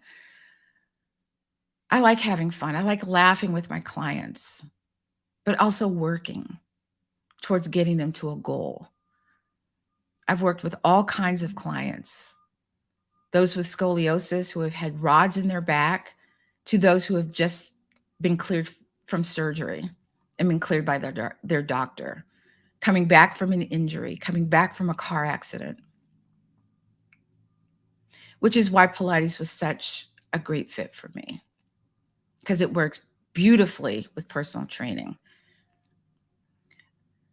So I hear from people all the time that when I'm training them, they can't do squats. Squats, stand up, sit down, stand up, sit down. And I say, I hear you, but I'm going to push back. How many of you sit down in a chair? And how many of you stand up? That's a squat, folks. It's a functional movement. Functional movement is something we do every day. So don't limit yourself. Don't say, I can only do this. Can you? Or maybe you need to train up to that point. Be limitless. Be weightless. Be open to change. Be open to new. Just because you're older doesn't mean you can't do some of the things that you did as a child or a young adult. With caution, of course. When I got my roller skates, everyone kept saying, aren't you afraid you're going to fall? And I said, if I thought I was going to fall, which if you think you're going to fall, you will. If I thought I was going to fall all the time, I would not have bought my roller skates. And then the second question is, aren't you afraid you're going to break your hip? No, I'm a Pilates instructor. Give me a break. But if I do fall, and it could happen, it might happen, I'm well protected. So don't limit yourself. Get out there and do what you need to do. Get out there and do something different. Not just the same old thing. Feel better, look better, do better. What have you got to lose? It's important to think about it now. You don't have to do anything now. I just want you to think about what it would be that you would do if you could work out. Make a plan. How, what, when, where, and why. And do your why first. Your why should be first. And then the other stuff can follow.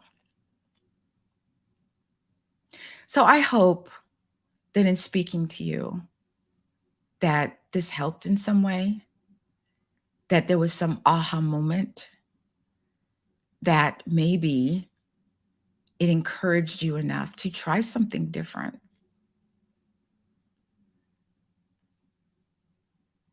Do something different.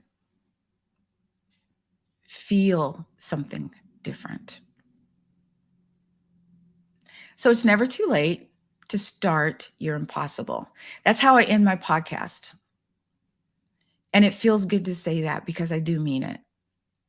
Whatever that impossible is for you, it doesn't have to be fitness. I'd like for it to be, but it doesn't have to be. What is your impossible? What is that one thing that you've been wanting to do and you just don't think you can get there? You can. And you will. Baby steps and planning. Always planning. And the plans may change too. Like I said, life happens and it happens fast. But get back on it. Get back in there. I don't care how long it's been. You may think it's been 6 months and you're just right back to square one. No, you're not. Because the one thing that I do know about your body, it has muscle memory. So if you've been working out, you've been diligent, and it's been a month or 2 months, 3 months, 6 months, it may take a couple of workouts for your body to say, oh yeah, I remember this. I do remember this. And it's not as hard. Life's hard enough already. It's like doing battle with your body. You're working out, you're feeling stronger, because business, being an entrepreneur is a battle every day. So prepare for that. Prepare for life and prepare for those things that could happen. I do know that even if you were to injure yourself, and please not by working out, but you rolled your ankle or you did something weird with your knee, that when you take the time off, that your body will heal much faster. Now, depending on, I'm not saying that you actually need surgery in your knee, because if that's the case, then you need surgery. I can't fix that. But getting stronger will help with your recovery. I've had people come into my Pilates studio and they are getting ready to have surgery and they want to get the rest of their body strong. And so they work out and hoping that they will stay stronger through their surgery so that when they come back that they are stronger. So I do hope that this makes sense to people as you're listening. And I do hope that if you have any questions, please feel free to reach out to me and feel free to ask me questions, because I want everyone to know that they can be fit also, and to know that they have the power to be fit. And so it's been a pleasure to be here. And I hope that you start your impossible very soon. And I do also hope that you can make that decision to be better. So again, thank you for listening. Thank you for being here. Thank you for the opportunity to be in the Black Business Network and to talk to you. And always feel free to reach out. So until next time, thank you.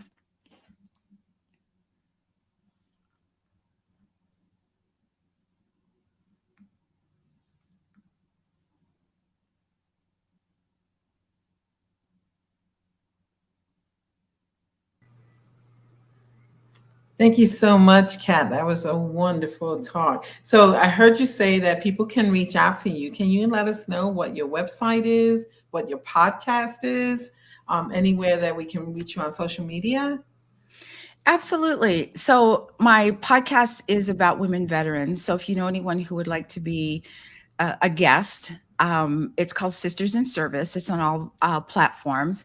And if you want to reach out to me for fitness or just to ask questions, you can email me at cat@smallspacepilates.com. Wonderful. We appreciate you so much, and we thank you so much for being an example of genius is common. And we'll see you on the other side. Thank you. Thank you. So thank you all. The Black Business Expo's mission is to raise funds for high school seniors going to college or K through 12 entrepreneurs. This expo is a fundraiser for students, so you can go to www.blackbusinessexpo.com to donate, or you can go to Cash App and donate there. You can do the little the cash symbol, and it's B like boy, X like X-ray, USA. That's B like boy, X like X-ray, USA on Cash App. And our goal is to give laptops and up to $5,000 to 10 students and those students can register at blackbusinessexpousa.com. Every dollar counts, so we want to remind you to donate to the scholarship fund. And we want to thank our Black Business Expo USA sponsors for June 2023. That's NC 100, Moody Capital Partners, Suede Soul, Lotus Reach Coaching and Training, Carolina, Virginia Minority Supplier Development Council, Step Management, BHS and Associates, Marjorie McLean Foundation, Inc., Genius is Common, Earth Essentials, Melaine Cheney Global, Executive Women's Success Institute, The Quality Coaching Company, Superwoman Business Services, Creative Force Studios, Lee Entertainment, Artistic App Design, and Black Business Expo USA. The Genius is Common, and I'll see you on the other side.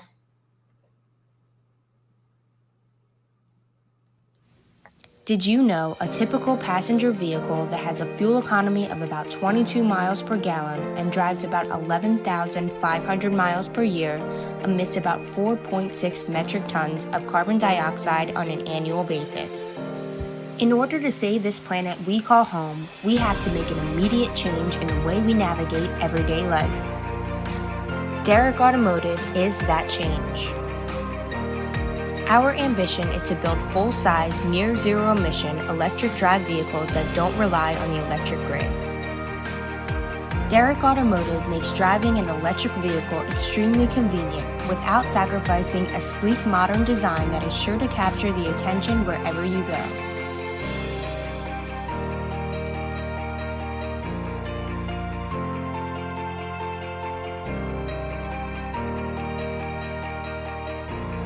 Make the choice to take part in a movement to help preserve our planet today. Choose. When you feel like you're about to hate yourself, love someone. And when you feel like you're about to hate someone, love yourself. And when you feel like it's the end of the world, breathe and remember that you have to go inhale in order to exhale deep. Like a person who thinks too much. I thought about the word genius and thought, genie in us. Then I thought, if there's a genie, then there must be wishes. So I made a wish upon my genius and became inspired to write a piece about war and the way that it destroys worlds. Boys and girls weeping over spirits no longer married to the corpses that carried them as child. Laughing, funny. How air forces its way back in even when we just want to exhale. Well, I didn't finish that poem because I'm a firm believer in oneness. So no matter how much I disliked the military, I kept coming to the conclusion that all the soldiers in the army are me. So I went back to my genie and I made another wish. I wished for words that would uplift. The genie sent me poems that sounded more like spaceships, because you know we've been working this great shit and we ain't made spaceship. I wish we could fly. It's a spaceship that fly so high that we no longer need to exhale, cause we in heaven. Fly so far and so fast into outer space that we end up turning into energy. G for genius, for genie, for magic, as you are, as you were, and as you always will be, made of the same star that you see as far, but in fact so close enough for us to shoot for, cause Lord knows we need something to shoot for, cause too often we are shot at. We gotta pay attention, to buy time, to train ourselves to shoot back, not like bullets, but like stars. Make wishes on the genie that you are, the genie in us, the genius in you, the only person on this earth smart enough to make the dreams that you hope for come true.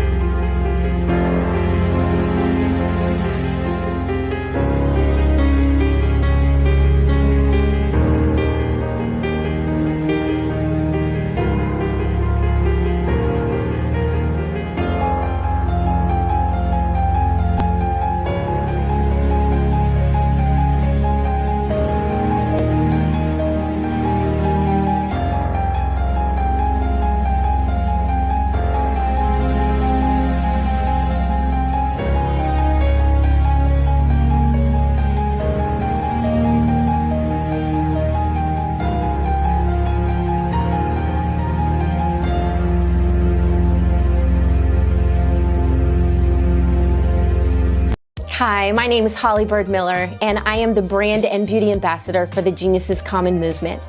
I have 27 years in sales, marketing, business development, branding, and brand strategy. So my genius is common.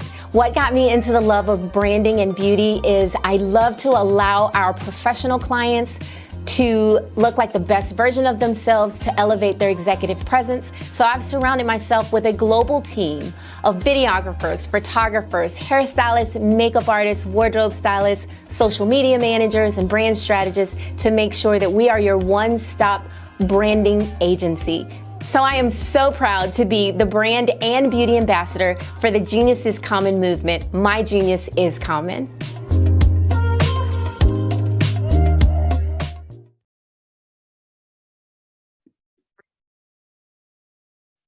Hello, I'm Dr. Madeline Ann Lewis, President and CEO of the Executive Women's Success Institute. And my genius is helping women accelerate the path to success. You know, I was blessed to have strong women in my life who encouraged, motivated, and pushed me to do my best and to never even think about giving up on my dreams. So I say to women, we must show up to rise up. We have talents and potential, but who will see them if we don't speak up and get noticed? I know that women are a tremendous resource on this planet, and there is nothing more fulfilling than helping a woman tap into her full potential.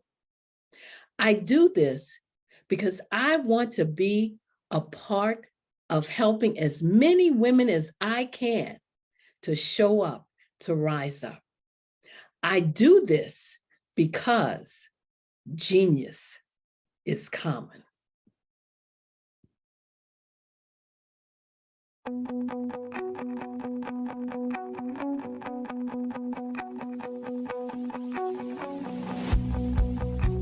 I am Black business. From the moment I wake until the time I sleep.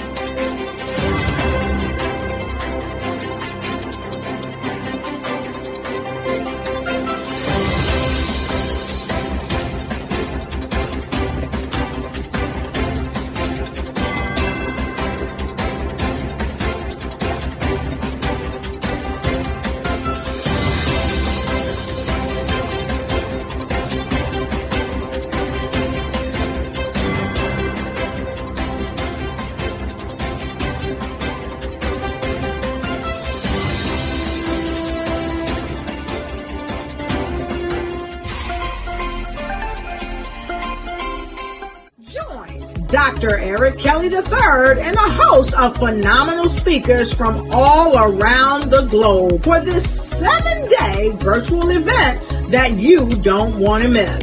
The mission of the Black Business Expo is to raise scholarship money from kids all the way from high school, all the way from college. The Black Business Olympics is one of the largest Black business showcases in the world. It is an opportunity for businesses and companies to showcase their businesses globally. We are going to be giving away laptops up to $5,000 away to students.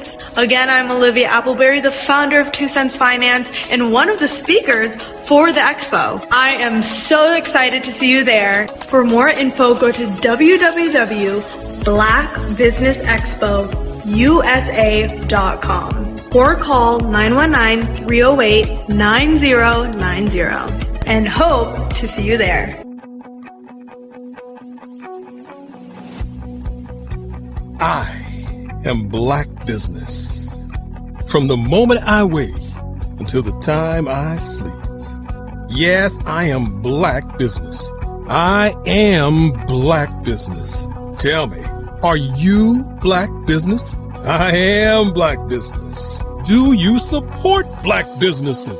Listen, I support Black business because I am Black business. Black Business Expo. One of the largest business showcases in the history of Black business in the world. The world! Sign up today at www.blackbusinessexpousa.com or call 919-308-9090.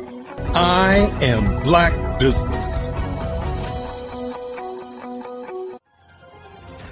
I am Black business.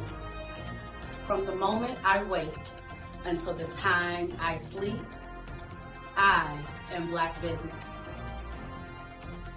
I am Black business. Are you Black business? I am Black business. Do you support Black businesses? I support Black business because I am Black business. Black Business Expo, one of the largest business showcases in the history of Black America in North Carolina. Sign up today at www.blackbusinessexpousa.com or call 919-380-9090. I am Black business. I am Black business. From the moment I wake until the time I sleep, I am Black business. I am Black business. Are you Black business? I am Black business. Do you support Black businesses? I support Black business because I am Black business. Black Business Expo, one of the largest business showcases in the history of Black America in North Carolina. Sign up today at www.blackbusinessexpousa.com or call 919-380-9090. I am Black business. I am Black business. From the moment I wake until the time. This is Dr. Arnold T. Petsworth. Yes, that's his given name. No, don't look into it. He's the owner of Petsworth Vet World, a veterinary clinic in Hopton, Connecticut. His patients include dog, cat, turtle, cat, turtle, frog, hamster, fish, Goldie? dog, and this alpaca. Due to doctor-patient confidentiality, we can't tell you their names. Business at Vet World was steady, and then quarantine hit. Neighbors on every lane, drive, and even a few cul-de-sacs brought new four-legged friends into their homes. Bunnies. Bunnies. You guys are so cute. Bunnies. You are so cute. Bunnies. You're so cute. Bunnies everywhere. A lifelong lover of Laporte, Dr. Petsworth welcomed these new patients with open arms. Hi, how you doing? How is she? Did you meet Jackie? Jackie, Barbara, Jackie? This is Betsy. The only problem? Okay. There were more appointments than he could manage. Yes, I'm gonna get to you. Give me a second. We're gonna get you in real soon. Don't worry, all right? And then...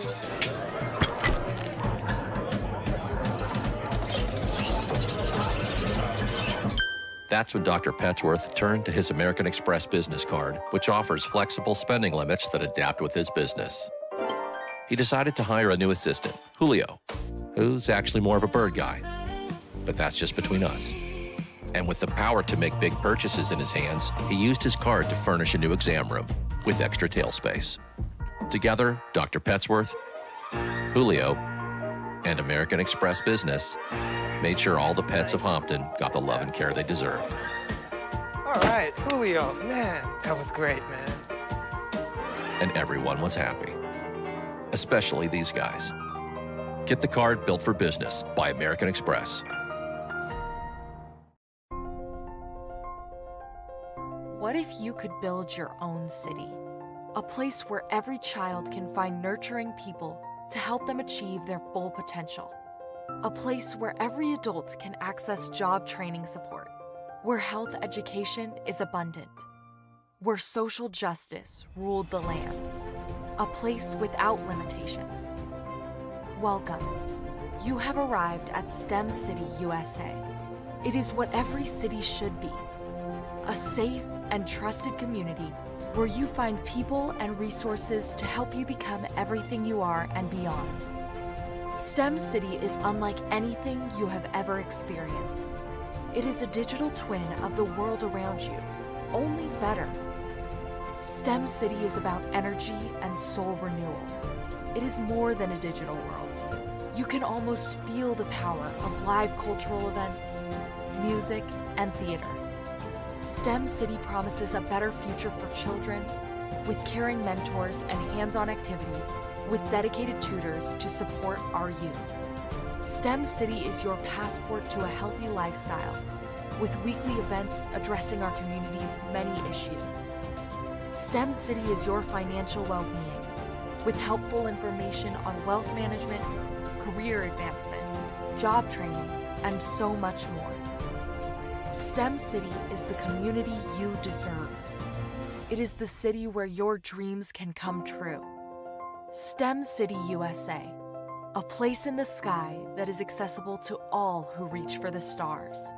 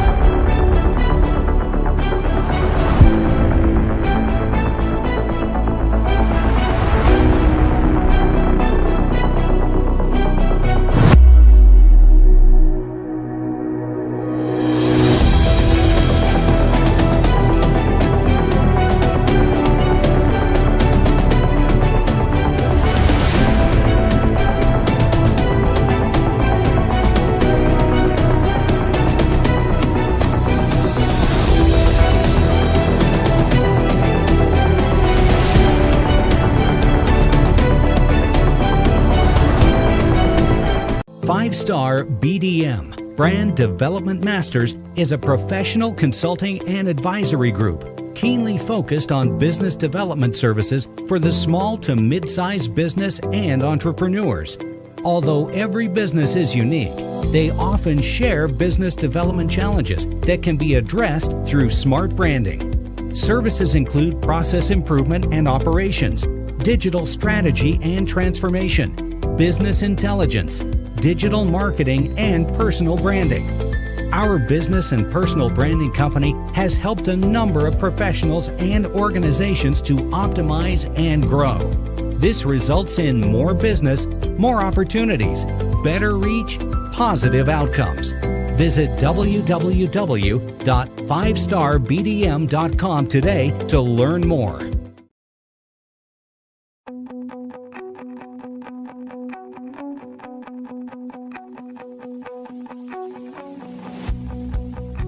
I am Black business. From the moment I wake until the time I sleep. Yes, I am Black business. I am Black business. Tell me, are you Black business? I am Black business. Do you support Black businesses? Listen, I support Black business because I am Black business. Black Business Expo, one of the largest business showcases in the history of Black business in the world. The world!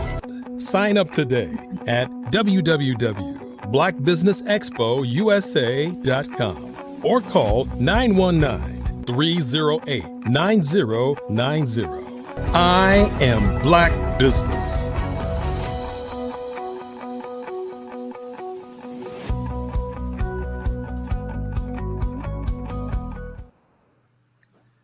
Good evening, business owners, entrepreneurs, thought leaders, and corporations.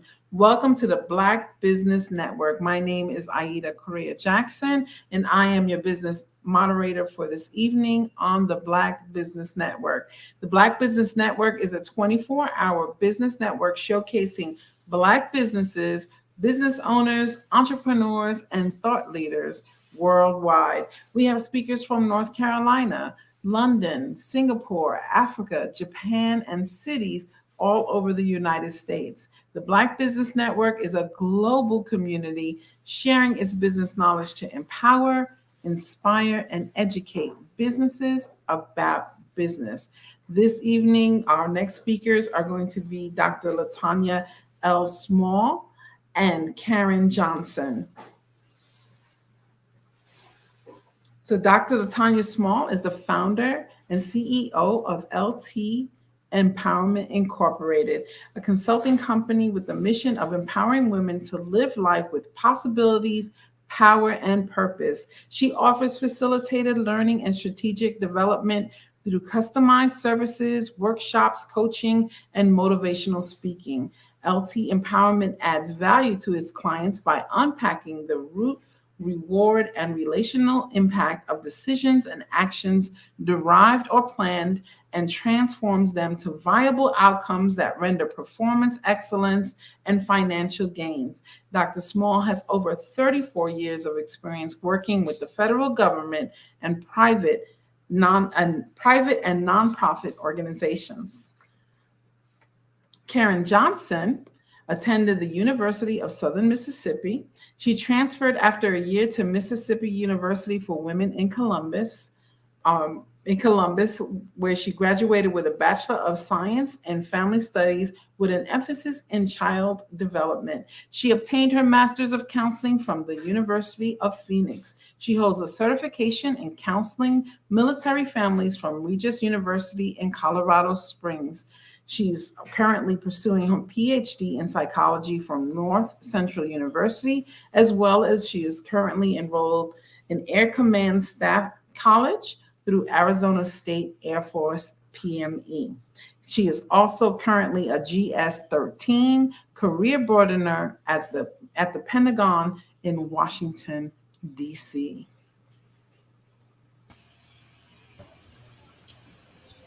Welcome, ladies. So good to see you both. Yes. Hello. What beautiful and impressive bios you both have. We're looking forward to hearing from both of you. Thank you. All right. Well, hello, everyone. I hope everything is going well. We are excited to be with you today. And tonight we are going to talk about what? Karen, are you ready? I'm ready. Are you ready? So let me just set the stage, because this is what we call a fireside chat. This is basically two women having a conversation. We had some tea, we had some coffee. We will be sitting in front of just having a conversation because we like to keep it real, okay? What I know about Miss Karen Johnson, she keeps it real. And so, ladies, and everyone out there, not just the ladies, but to our lovely Black Business Network family out there, those of you who are viewing in, it is June. It is June 29th. We are halfway through 2023. And I don't know about you, but sometimes, listen, at the midway point, we sometimes ask that question, where am I with my goals? Am I pleased with where my life is going? Because sometimes, let's just be honest, because sometimes there may be a hiccup, there may be a pivot, there may be something that has changed our course. And what we want to just have a great conversation about, a fireside chat is about moving beyond our circumstances. Yes. Because sometimes, I don't know about you, Karen, but sometimes how we started this game, whoo, you got hit with something that you didn't know about. And so let me just tell you a little bit why I wanted to just bring this excellent woman, Miss Karen Johnson, to the fold, because I had the privilege, and I say the privilege, of meeting Karen about in the beginning of May. In May, and through a mutual friend of ours. And what I found out, because I didn't know her, what I found out in the company that this woman is a trailblazer. She is a change agent. She is determined and she has a passion for the women. Yes. She has a story that I felt that needed to be told. And that's why I just wanted us, Karen, just to have a little conversation about how do we help our audience. Yes. When they have a situation that has caused them to kind of sit back, pause. Because sometimes it's a pause, it's not a period. That's it's right. a pause. That's right. So I want you to kind of, because again, this is not an interview, this is just a discussion, right? Yeah. I want you to tell us about your life in terms of first of all, have you ever had some challenges that you had to overcome? And let's keep it real, because what I know about this audience, this Black Business Network audience, they like the real person. They don't like the representative. They want the meat. The meat. All right. So, talk to us. Tell me about certain things in your life in terms of how do we help people overcome circumstances. So what I want to first do is echo what you just said. Like, hey, yes, I have had some challenges. I have had some circumstances, but I tell you this, I did not let the challenges and the circumstances have me. It tried. I'm going to be really real with you. It tried to have me, but I tell people all the time, we all make mistakes, but you don't let the mistake make you. When I talk about challenges and circumstances, I want to say out there that sometimes your circumstance can push you into your blessing. So Say that again. Sometimes your circumstance can push you into your blessing. I'm going to say it one more time because somebody told me people learn better in threes. So I'm going to say it again. Sometimes your circumstance can push you into your blessing. So I'm here with that testimony to tell you today that I'm that circumstance that pushed me into a blessing that I had no idea that was coming or that it was something that I was supposed to be doing. And I'm just gonna keep it real. We keeping it real here today. Sometimes when you go out for that 5-course meal, you get all the little bit pieces before you get the 5-course meal. Well, tonight you're gonna get the 5-course meal just right at you. So I'm gonna say it to all of you guys. When I went through a divorce, I thought that was the end of the world. But I come to tell you, not just ladies, but I come to say to the men too, because you may be facing it or you may have faced it and you may think that's just the end of your world. It's not. When I tell you that circumstance pushed me into my blessing, and what is my blessing? Dr. Small, let me let you help me out a little bit. What you think that blessing was? Let me see. What I saw about you is that you've been elevated. All right. You were elevated. So that challenge pushed you into your blessing. Can I tell you, she's on the other side. All What right. I don't see any weeping. We're both spiritual people, Yeah. so weeping may endure for a night, but joy comes in the morning. Yes. What I saw of Karen and the company that she keeps and how All she right. lives her life, she's been elevated. All right. She's got more on this side than she had on the other side. Okay. That you hit it. You hit it. You bought the appetizer, you bought the dessert, you bought the salad, you bought the drink and the tea. So we I just gotta tell you did good. But let me break that part down for some of us that need a little bit more. When you hear the word circumstance, and you kind of said it in what you was just saying. So I just want to break it down for you to give you something to remember circumstances by. So when you think of the word circumstance, let's look at the word. I mean, go back to your elementary days, you go back to your kindergarten days. I'm going to break it all the way down and make Break it it plain. down. Break it down. This is a So chat. when you say circumstance, when you're learning a word, the teacher used to say, hey, sound it out. So when I sound out the word circumstance, I'm going to start with the CIR, the circle part, right? So you got to know who's in your circle. Like when you go through things, sometimes that circumstance you can bring upon yourself, or sometimes that circumstance can be because of the people that you have in your circle. So I say to you, look at your circle.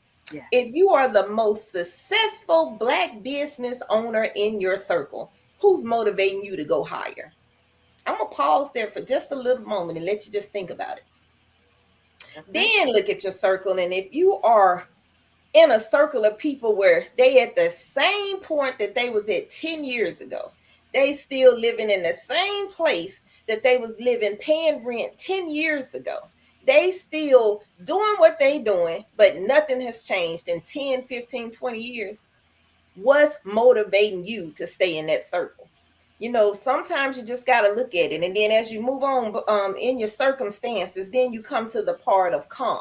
That's the second part of that word. And calm. Circumstances will come, but how do you prepare for when it comes? Can you prepare for it? You can't, but you can prepare for it by the word of God.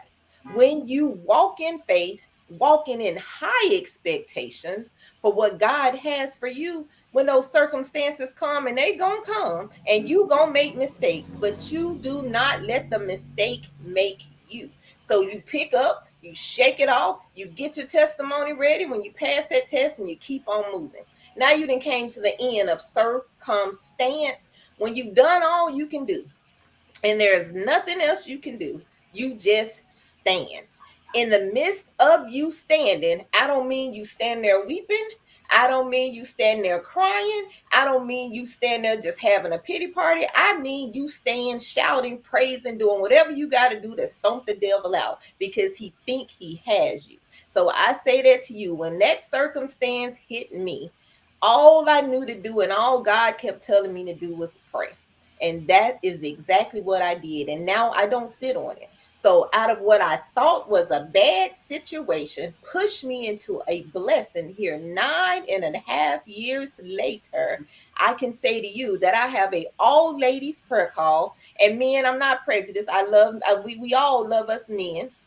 But I just got to say, I need to educate and do a test and a testimony with my ladies to get ready for the Boaz that God has for them, because I don't want to just grab it all. In the midst of that, God gave me my Boaz. And so now I want to make sure that I can help someone else who think they're in a circumstance be able to come out of that circumstance that has pushed them into what I call a blessing. Dr. Small, I feel you want to say something, so Wow. I'm just saying, I love it. I mean, let's just break that down. Let's just unpack that. You talked about in the beginning the circle. You broke down circumstance.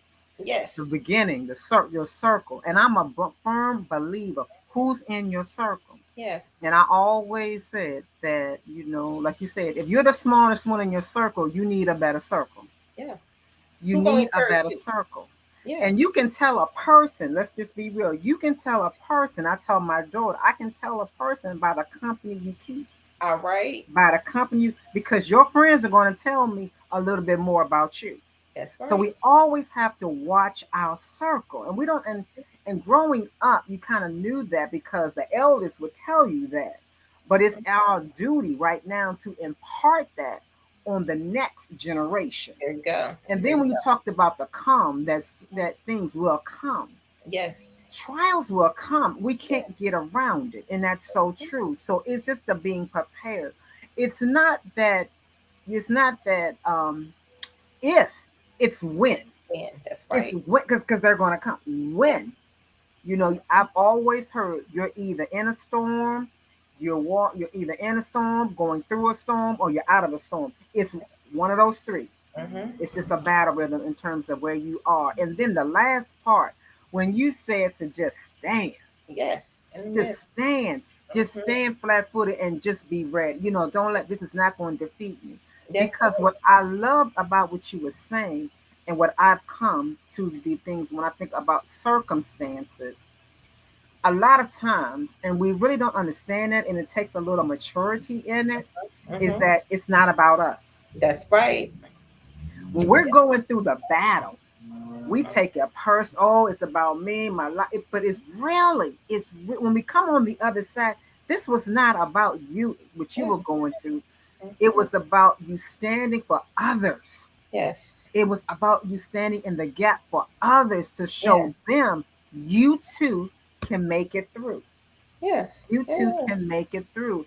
And a lot of times we don't see that this is not really about me. The attack, it feels bad. Don't get me wrong. I'm like you. And that's why I related to you so well. Because if I had to really be honest, one of my greatest, if someone said, what was been your greatest challenge, your greatest circumstance that you had to overcome it was my divorce. Because I waited late in life to get married. And I would just be honest. I would say, I had the wedding of a lifetime, but the marriage of hell. I said I keep it real, y'all. I can't lie. Yes. And so when I think about how I had to overcome what I waited, because like sometimes we wait for things, and what happens when it doesn't come the way we prayed about, we thought about, and it just doesn't come. It doesn't come that way, and you have to do your exodus. Yes. And so to go through all of that with a child, it was very deficit. It was a setback.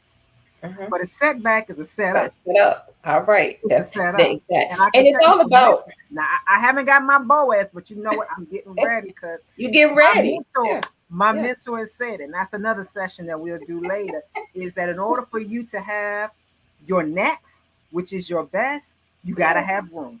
There you go. You gotta have room. And a lot of us, we don't have room. We think we got room, but that's another conversation.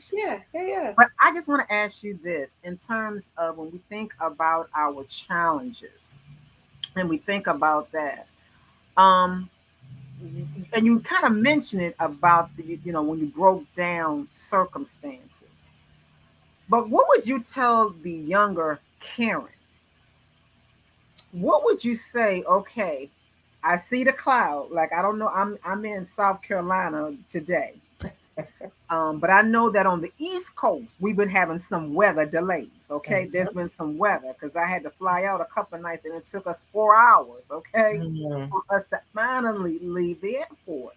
Okay. And so when you know that there is a potential of something's going to turn your situation around, how do you prepare? Because you got to prepare for battle. And sometimes I think we feel like, oh, I didn't see this coming. And I have to be honest, really? There were no signs. There were no signs, whether they were subliminal. There was nothing that you didn't see to let you know a shift is coming or something that you did anticipate your plans is going to be delayed. So how do we prepare? Because this is education. How do we prepare our audience for dealing with their circumstances, their challenges? How do we prepare them? If I had to sit here and tell the younger Karen to prepare for anything that's the circumstances we say, I'll say by the word of God. That truly pushed me more into the word of God. You know, they say your mother drug you to church. Yeah, I went to church. She didn't have to drag me. But it wasn't until I went through what I thought was a circumstance that I truly got deep in the word. And sometimes we're pushed, as I was saying earlier, we're pushed into the blessing. So the younger Karen, and I say out there to the younger audience, whether it means 60 younger or just younger in Christ or younger in circumstances, I say to you to say, hey, the word of God. That is the only way I can tell you to prepare for a circumstance. How people say, stay ready so you don't have to get ready. Stay on the word of God so that when it comes, you already ready for the battle. And then it's like anything. I'll leave this part, say this part as well. It's all about how you look at anything in life. Think of it as the word stressed, right? When you look at the word stress, it's STRESSED. That's what we see, right?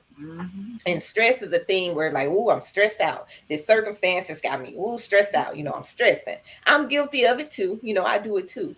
But then if you look at those letters from a different direction, it spells out the word dessert. Anybody ever thought of that? And how sweet it is to have a dessert, right? So that's two things. You got stress that's negative.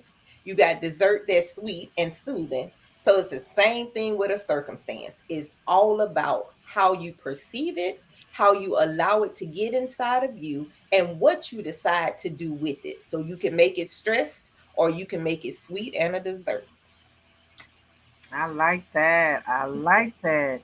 And so, y'all, we have to look at that. You know, and my girlfriend used to always say that. One of my good girlfriends would say, it's how you frame it.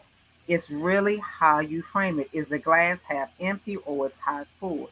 It's how you look at it. It's your outlook. It's your outlook. And that's when we talk about stress and when we talk about crises and challenges, they are all opportunities. They are, and you talked about, they're all opportunities to grow. They all stretch us to our next level. Yes. And those of us, and I always say this, I don't know a woman yet who doesn't like a diamond. We like that little bling bling, honey. We like the bling.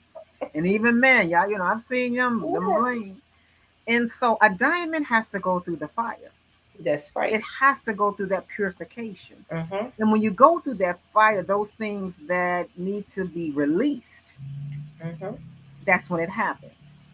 And when we think about when we get to the other side, how we've been stretched, because when we're going in, we don't think we can make it. I can't make it. This is what we're going to come. But if we just take our time, breathe, relax, we shall make it through the other side. But that's why that circle, that's why that circle is important. So when you're going through, you need somebody there that's going to lift you up. You need somebody that's higher than you. Somebody that can say, hey, look, I know you're having a bad day today. You've been praying all week or you've been praying for me. Hey, I got you. But if you are in that circle and you always lifting everybody else up, you always issuing out, then when life hits you, because circumstances will come. Remember I said that's the middle part of that word, come. You got to have someone that can step in for you when you feel like you can't do it yourself. So that's why circle, a group of people that's in your life, is so important. But let's just stay there, because what I have found, and some people might get upset with this, but what I have found is that cultivate, because I'm all about relationships. Relationships matter throughout. That's an art. That's an art. A lot of people don't have that circle. A lot of people have those, they're not even friends, they're associates, they're not in it for them. And so when you have someone that you can call on, that I have people, if I just pick up the phone and my voice sounds a different one, they automatically know something's going on. They can look at me and be like, you're not right. But it takes that time to cultivate those relationships. It's not superficial. It's not trying to outdo something. It's about that genuine care. And when you talk about the circumstances in your circle, that is an art. if it's anything that I would say, what is so important that I would say to the next generation, to anyone, build your relationships Yep. that matter. That key that matters. That That matter. matters. Yes. That matter. Because Yes. when you get sick and when you need something, it's not about, well, Dr. Small did this and she has all these accolades. I don't need that when I'm sick. Mm-hmm. I need someone to come and be like, baby, I got you what you Yes. need. I got you. Yes. I need someone who can see me in my unapologetic, raw self, that Yep. I don't have to put on any airs. Mm-hmm. And that's what, and I think because in today's time, we are so individualized. Mm-hmm. It's me, myself, and I. Yes. Survival. It's about, Yes. I got to be the only one out the island. Mm-hmm. That's not how it was designed. Yep. Yep. We were Yep. designed to be in communion. Yes, and people are so afraid to let the guard down. People are so afraid to just trust, and I say that as we as women, because I too was that person, because of a circumstance that had allowed me to be that way. But God had to bend and mold me and shape me to say, hey, look, sometimes you got to be broke down by the right thing and by the right person in order for God to build you up so that people can know who did it. It wasn't you, it wasn't them, and it wasn't about you. It was all about him. So I say that in the midst of knowing your circle, building your circle, and building relationships, you got to also be able to know how to be a friend, how to be in a relationship. Because if you don't know how to do that, you can't just always want people to pour into you and you're never pouring out to them. It's twofold. Relationship is covered. So whether that's a friendship, a marriage, whether that is co-worker, staff, family, whatever it is, relationship can come in so many forms, shape, and fashion. So I like to add the word in there, functional relationship, because it needs to be functional, and both parties need to understand what is expected. Because what I may think is functional and what I'm wanting out of it, somebody else may be looking to see what they can get out of it that's totally different from me. So as you build in those relationships, make sure you're building them with the same mindset of what each party is expecting out of the relationship. Exactly. And what I always heard and what I always say now, expectations are failure unless the other person agrees. That's right. And so I expected that him, for him to do this, or I expected she to do this. Did they agree upon that? That was Yes. your expectation. Yes. And sometimes we may have changed the language, because I'm all about the language. It may be a standard that you're trying to get to. That's my standard. Yeah. Yeah. And so we have, and I agree with you all about that in terms of communicating. Yeah. We have to learn how to communicate. Yeah. And that is so important. And like I said, just showing up and being that person. But let me ask you this, as we just having this, and just came to my mind. When I said that it's not always about you, it's about sometimes you're the example, Yes. the vessel to show. Mm-hmm. And there's always a lesson in the blessing. Yes. There's always a lesson somewhere. And even when we're going through those challenges and those circumstances, we need to step back and look at, what did I learn? Mm-hmm. How am I better? What did I learn? Because so many times we get out of something and you run into the next. You haven't processed what you just got out of. Right. That's right. What were the lessons? Because there was something. All things, all things, I'm going to say it again, all things work together for the good. For the good of those who are called. All right. And so we need to understand that even in the midst of my pain, there's purpose. Yes. Yes. Even in the midst of my struggle, there's strength. Yes. Yes. And so we need to understand that as we are going through this. And again, and I feel like this conversation is so important because we're halfway.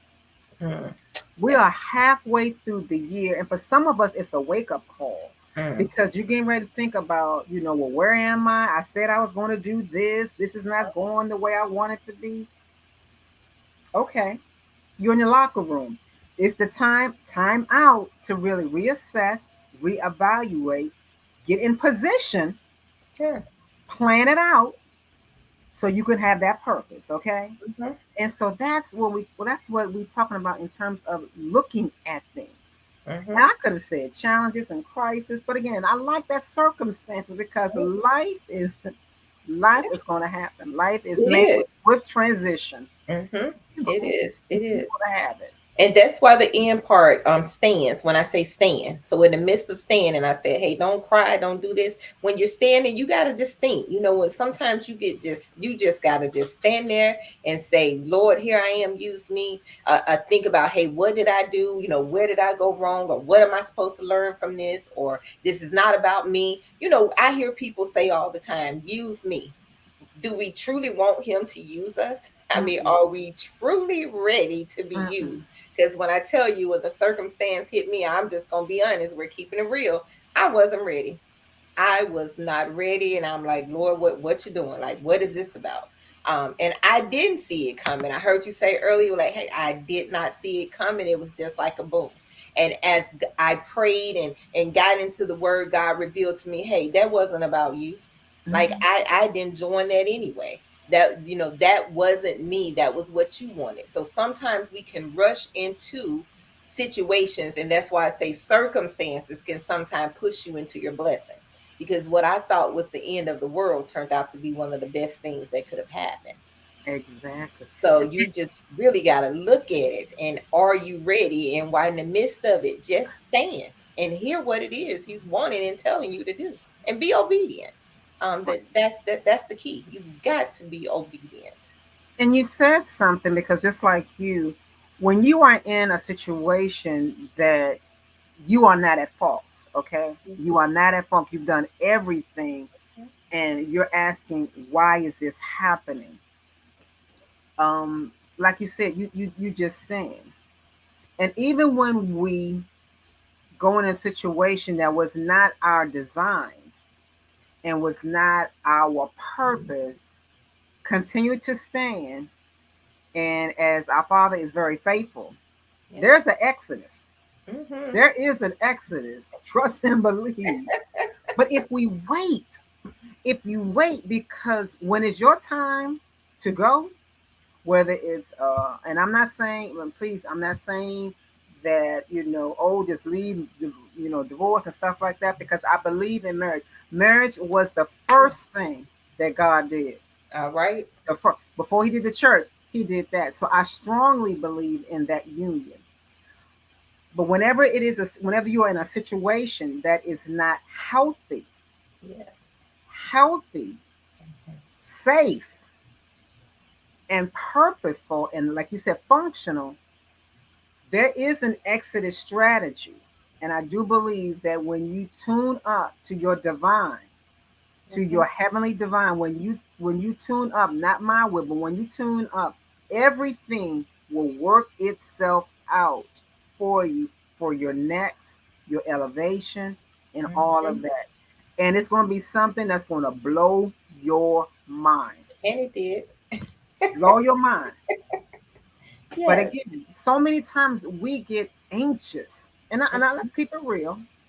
We want to take it into our own levels. Oh, I'm going to do this. I'm going to do this. I'm going to do it my way. I have learned that every time I do something my way, how does it work out? It doesn't. It doesn't work out the way it could have worked out. Yeah. So I have learned to say, whatever you have for me, God, whatever you have for me, I take. All money isn't good money. In business, all money isn't good money. I don't do all contracts. I don't do all clients. All money isn't good money. I have in any relationships, anybody, male, female, anybody's coming my way, I always ask until the relationship, if this person is supposed to be in my life, then you make it happen. God, you're going to tell me the reason, the season, or it's going to lifetime. And if it's not, then you remove. Now, be careful what you ask for, because Karen, let me just be honest with you, and ladies, I'll tell you this. I've had some situations where they were removed so quick, and I was like, "Oh God, what happened?" But I see them doing your back. But as we're closing, I just want to say, and Karen, I just want to give you the last word. We just want you to be encouraged that you can move beyond your circumstances to live a better, empowered life. Karen, you have anything before Miss Jackson comes and just tells us something else? In closure, I just want to say, not all circumstances are negative. It's just like I told you. Remember the word dessert. When you look at it, it looks like stress. But when you look at it, it can also be dessert, which is sweet. So like life, look at it and see what it tells you. Until next time, be blessed. Yes. Thank you. Thank you so much, ladies. What wonderful advice. Is there a way that people that are listening can reach out to either one of you via social media, email, website? I am on social media. I'm on Facebook, Karen Johnson. Just look it up. You'll see me on there. If you need an email, it's karen.w.amos@gmail.com. I would love to hear your thoughts or any issues of concern. I love to talk and I love to put the word of God in it. So reach out. And I too can be reached on Facebook at ltempowerment.inc. And also you can always email me at info@ltempowerment.com. And we'd love to chat and more, and just to empower you to live your best and empowered life. Yes.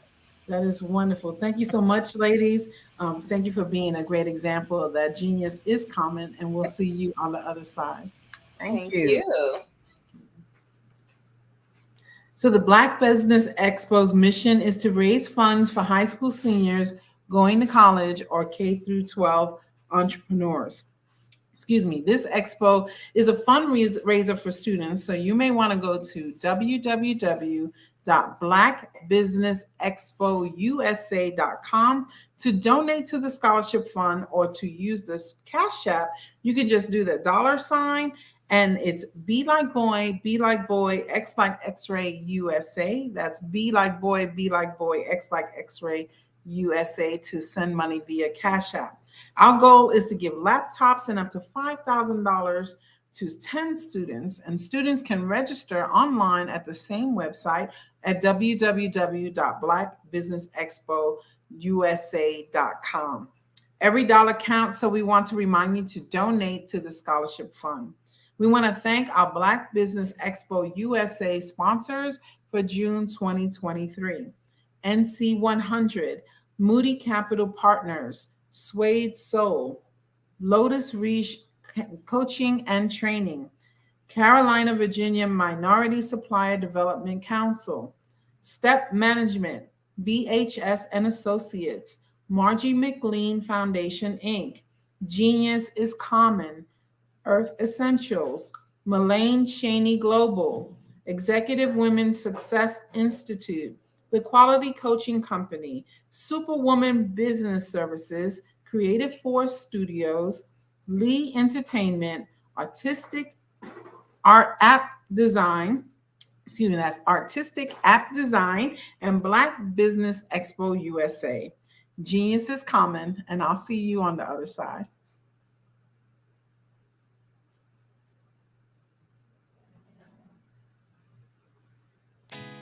Did you know women represent just 3% of Fortune 500 CEOs and less than 15% of corporate executives at top companies worldwide? Have you wondered what the secrets are to getting into the top ranks, whether in the private or public sector? Do you want to figure out how to stop being held back in your career or passed over for promotion? Then you're in the right place. Hi, I'm Dr. Madeline Ann Lewis, President and CEO of the Executive Women's Success Institute.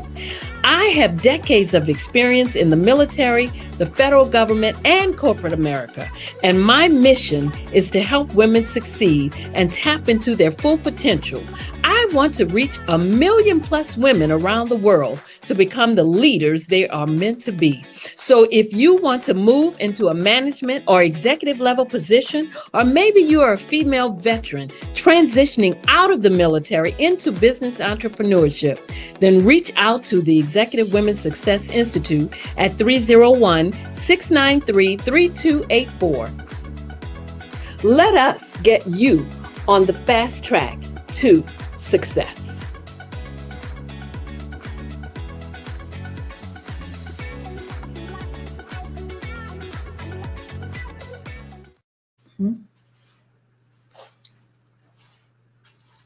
Welcome, welcome, welcome. Good evening, business owners, entrepreneurs, thought leaders, and corporations.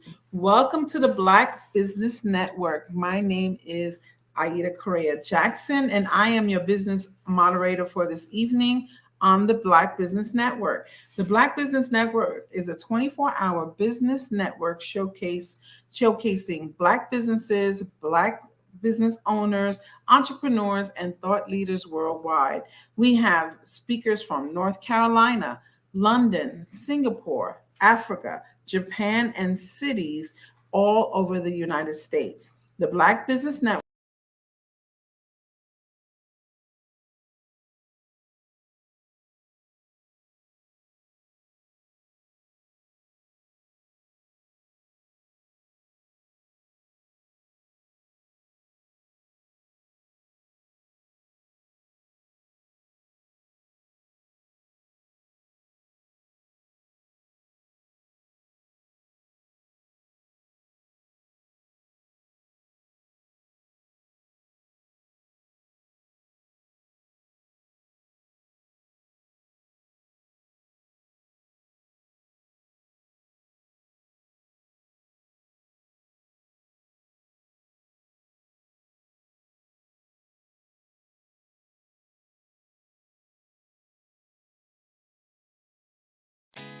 Did you know women represent just 3% of Fortune 500 CEOs and less than 15% of corporate executives at top companies worldwide? Have you wondered what the secrets are to getting into the top ranks, whether in the private or public sector? Do you want to figure out how to stop being held back in your career or passed over for promotion? Then you're in the right place. Hi, I'm Dr. Madeline Ann Lewis, President and CEO of the Executive Women's Success Institute. I have decades of experience in the military, the federal government, and corporate America, and my mission is to help women succeed and tap into their full potential. I want to reach 1 million plus women around the world to become the leaders they are meant to be. So if you want to move into a management or executive level position, or maybe you are a female veteran transitioning out of the military into business entrepreneurship, then reach out to the Executive Women's Success Institute at 301-693-3284. Let us get you on the fast track to success.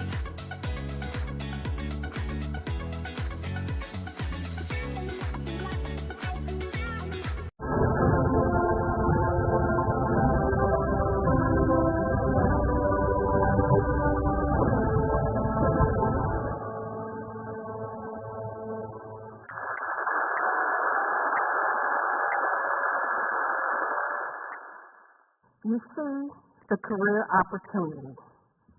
You feel it's yours. After all, you're well qualified, but you don't apply.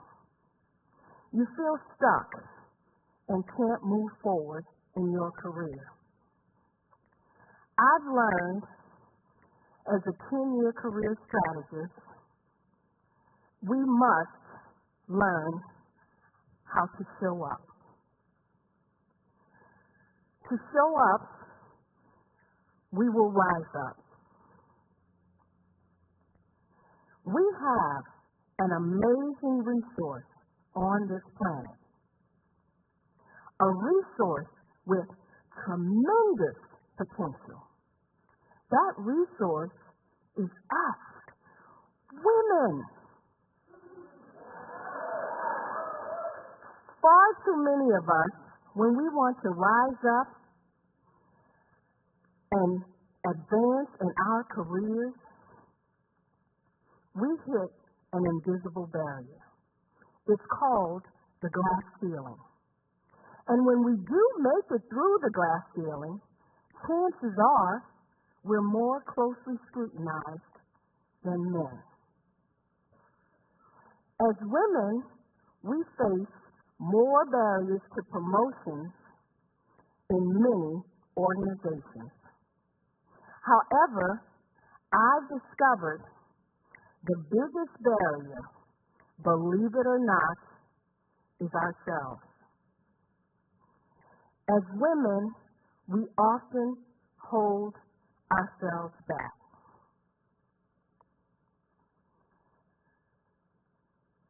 We are not rising up and tapping into our full potential for three reasons.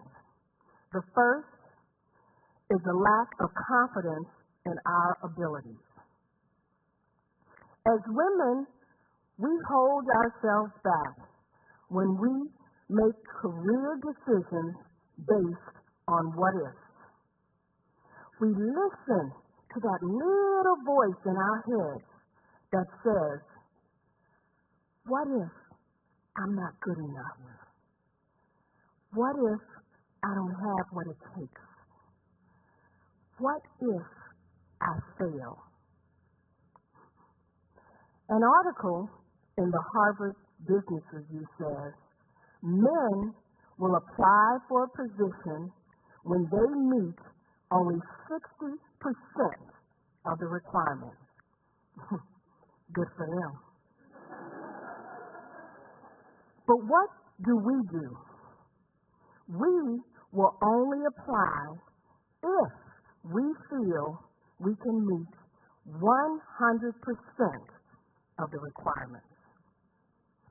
Instead of moving forward with confidence, we hold back. We let fear and doubt take over, even though we know we're well qualified. And the second reason is a lack of assertiveness. We have talents and potential, but who will see them if we don't speak up and get noticed? When we join a meeting, we often sit in the back or to the side.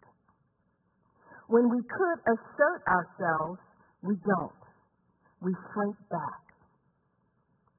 We let others interrupt us or say nothing when other people take our ideas. When we do speak up, we express ourselves with uncertainty, saying things such as, I'm not sure if this is relevant. I don't know if this is helpful. This may not be a good idea, but when you and I use words and phrases like these, we undermine our credibility. And the third reason, we don't build a support network. My friend, Kim, applied for a position. Her female supervisor felt she was more than qualified. But the supervisor would not give Kim a recommendation. The supervisor felt it would look too much like favoritism. To me, this just looked like one woman who would not reach back and help another woman. If we want to rise up, we must learn to support each other.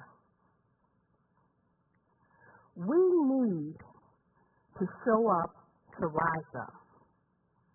Showing up means taking responsibility for your own career path. It was 2005, and I had a comfortable job as an analyst working for the U.S. government, but I wanted more. A supervisor's position opened up, and I submitted my application. I tried to find out as much as I could about who was applying, what were my chances. I discovered that 2 men were applying for the same position. I also discovered that neither of these men had the qualifications that I had. But I was optimistic because one of the women on the interview panel told me that she would support me. So I walked into that interview room well prepared. I answered all their questions. I aced that interview. 3 days later, I was told I wasn't selected.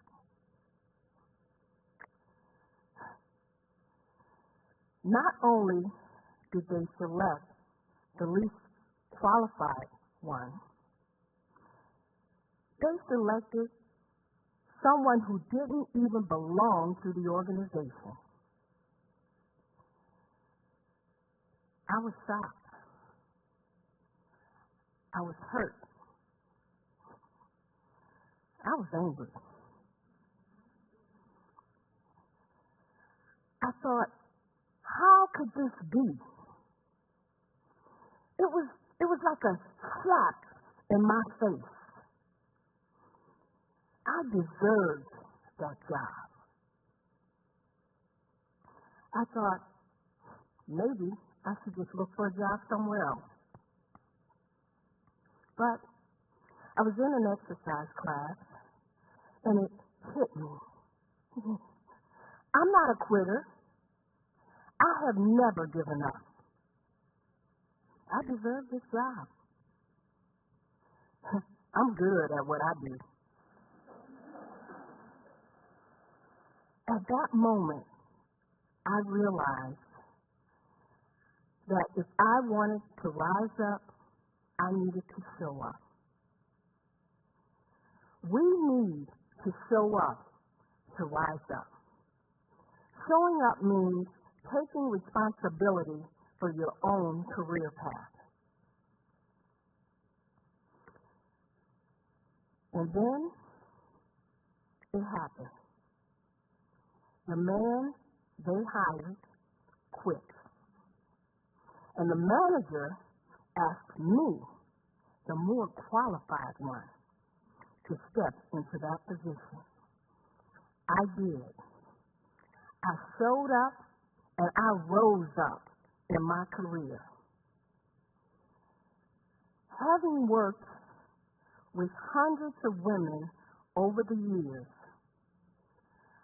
I know there are 3 steps we need to take to show up. The first is to build confidence. The second is to be assertive. The third is to build a support network.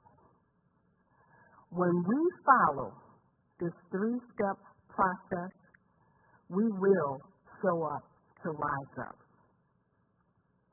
When we rise up and tap into our full potential, as women, you and I will contribute more to our organizations, more to our families, and more to our communities. When we show up to rise up, everyone wins.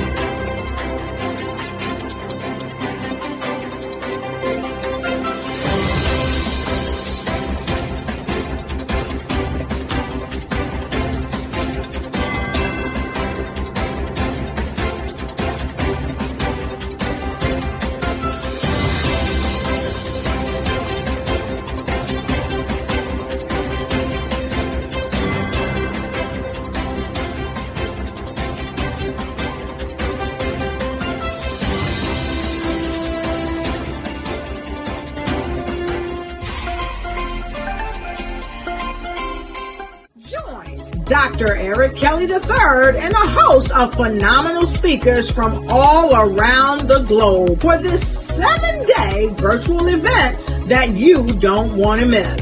The mission of the Black Business Expo is to raise scholarship money from kids all the way from high school all the way from college. The Black Business Olympics is one of the largest Black business showcases in the world. It is an opportunity for businesses and companies to showcase their businesses globally. We are going to be giving away laptops up to $5,000 away to students. Again, I'm Olivia Appleberry, the founder of 2 Cents Finance and one of the speakers for the expo. I am so excited to see you there. For more info, go to www.blackbusinessexpousa.com or call 919-308-9090 and hope to see you there. I am Black business. From the moment I wake until the time I sleep. Yes, I am Black business. I am Black business. Tell me, are you Black business? I am Black business. Do you support Black businesses? Listen, I support Black business because I am Black business. Black Business Expo, one of the largest business showcases in the history of Black business in the world. The world! Sign up today at www.blackbusinessexpousa.com or call 919-308-9090. I am Black business. I am Black business. From the moment I wake until the time I sleep, I am Black business. I am Black business. Are you Black business? I am Black business. Do you support Black businesses? I support Black business because I am Black business. Black Business Expo, one of the largest business showcases in the history of Black America in North Carolina. Sign up today at www.blackbusinessexpousa.com or call 919-380-9090. I am Black business. I am Black business. From the moment I wake until the time I sleep, I am Black business. I am Black business. Are you Black business? I am Black business.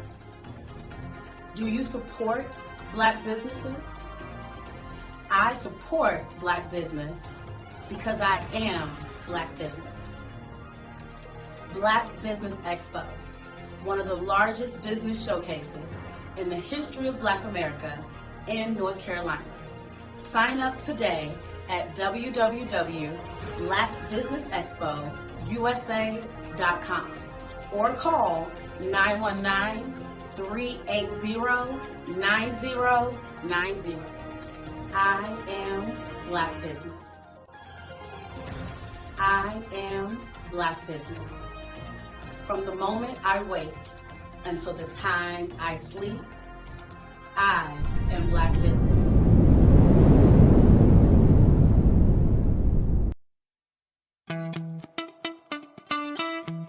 How many times have you been asked to help someone you didn't even know, a student, a business entrepreneur? Or did you ever even ask, where did they end up? That business, that friend, that entrepreneur. Well, just maybe they ended up in a gang, bankrupt, homeless, or worse, dead. Maybe they turned to crime, drugs, and alcohol. Did you ever wonder? Did you destroy their dream, or was your life always so easy? At the Black Business Olympics, we started a movement to help students complete.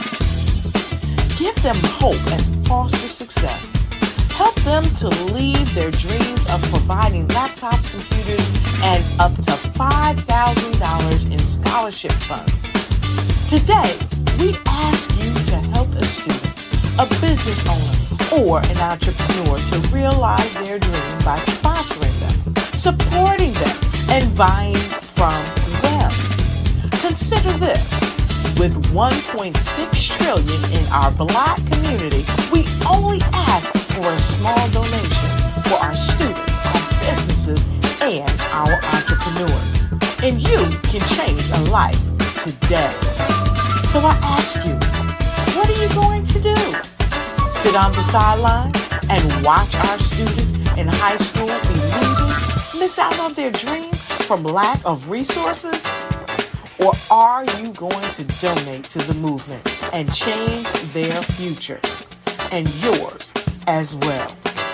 Give us a call today at 919-308-9090. Change their life by investing with action to the Black Business Olympic Fund. The Black Business Olympics, one of the largest business showcases of Black business in the history of the world.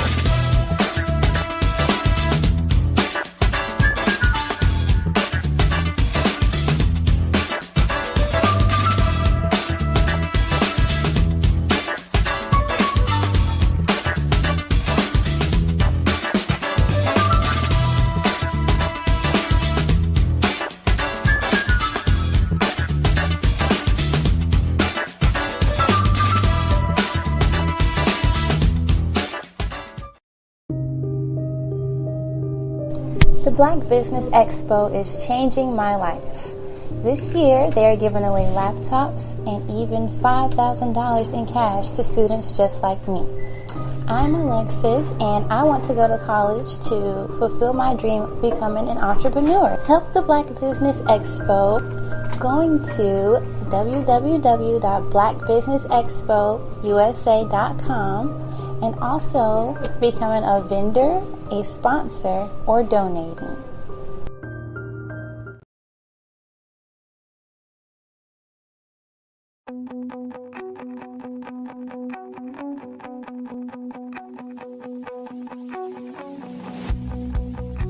I am Black business. From the moment I wake until the time I sleep. Yes, I am Black business.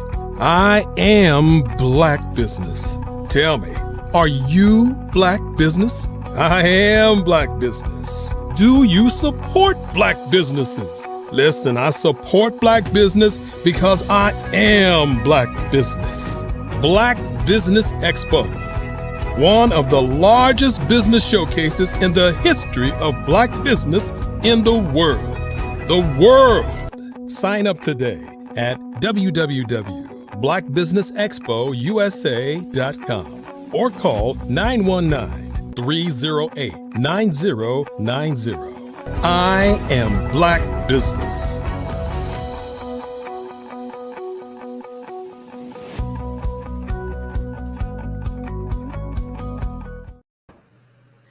Good evening, business owners, entrepreneurs, thought leaders, and corporations.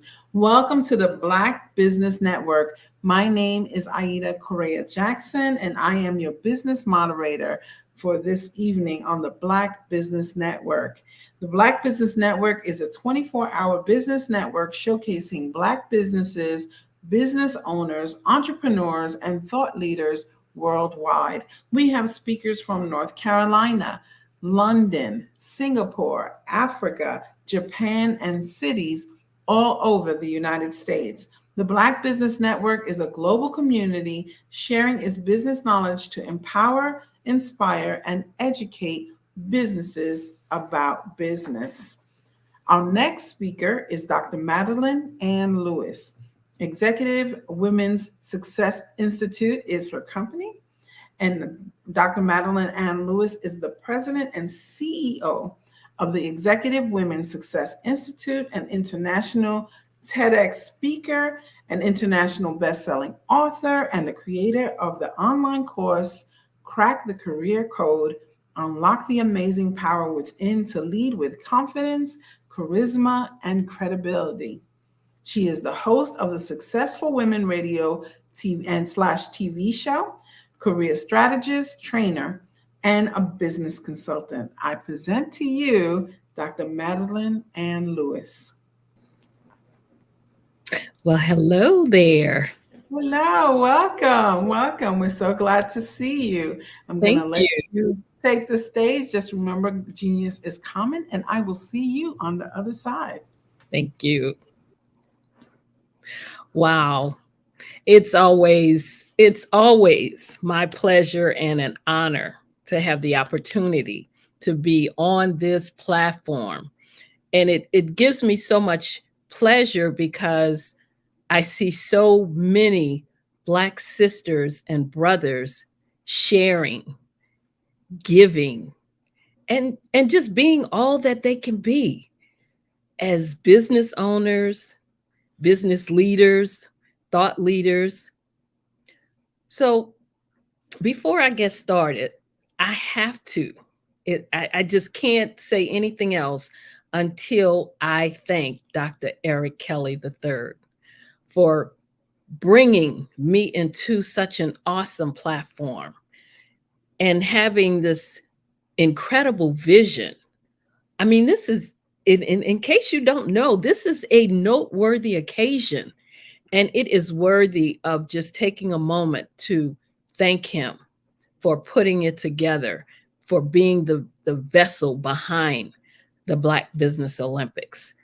Thank you, Dr. Eric Kelly III. Now, I know I was just introduced, but I'm going to tell you a little bit again. First, I want to say hello to all the viewers out there. I am Dr. Madeline Ann Lewis, and I am the president and CEO of the Executive Women's Success Institute. I am a career strategist, an international TEDx speaker, an international best-selling author, and yes, I created an online course that's entitled Crack the Career Code, Unlock the Amazing Power Within to Lead with Confidence, Charisma, and Credibility. And yes, I am also the host of the Successful Women Radio and TV show. I'm a trainer, I'm a business consultant, and I help women progress in their career into upper management and executive level positions. And I do this by providing them with a fast track yet comprehensive toolkit of life skills and abilities. In other words, I help women navigate through some of the obstacles that they may face when trying to reach the top of the career ladder. Now, you might ask yourself, why is she repeating all of this? I tell you all of this not because I want to brag, because I want you to know that if I did this, all these things, then you can do it too. If I can have a positive mindset that will lead me, my journey into all these things, then you can have the same positive mindset. If I didn't have a positive mindset, then these things wouldn't be in my bio. So let's talk about having a successful mindset. You know, throughout my journey in career and in business, I have mentored, coached, and advised lots of women who were unhappy and could not figure out in which direction they needed to go. Why did I do this? Because I was blessed enough to have people in my life that did the same thing for me. And these individuals, they were instrumental in helping me navigate the obstacles and challenges so that I could reach my goals. And I want the same thing for all of you. My journey helps to guide women up the ladder to success. You know, I know how you feel, as the saying goes, because I've been there and I've done that. This is why I have such a passion for helping women in any way that I can. During the time that I served in the military, I was also blessed with mentors who saw my gifts and helped me reach ranks that few women sometimes can ever reach, especially in the units that I was in, let alone a woman of color in the armed services. So both then and later in my role in civilian federal government, I began to realize that women were coming to me for advice on a lot of things, such as reviewing their resumes. They wanted advice on what they should do to move their careers along. They wanted help with interviews. So I helped them by doing mock interviews with them. And they wanted me to be a mentor. I also noticed, and this was the sad part, that there were not a lot of women doing or helping each other move up that ladder.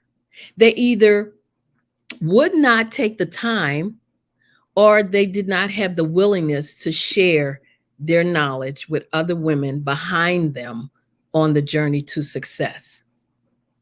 Seeing these things, I knew that I had found my purpose, because this inspired me to start my own business, to provide guidance, to provide coaching, personal and professional development to those who needed and wanted to advance in their careers or to start a business.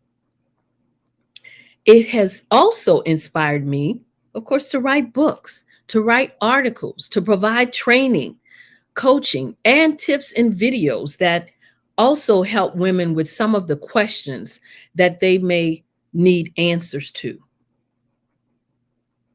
So, with all of that said, I have a lot I want to share with you, but I just wanted to let you know that you can do what I did. I am no better than you. And if I could do it, you can do it too.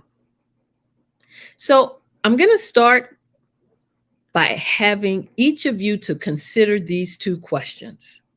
The first one is, where are you now and where do you want to go? Now, the reason I ask these questions is because I found that most people have a good idea of where they want to go, but they're usually not very accurate as to where they are today and what they need immediately to move forward or to move toward what they want. One reason many people struggle to become successful is because they don't have a clear vision of what they want to accomplish.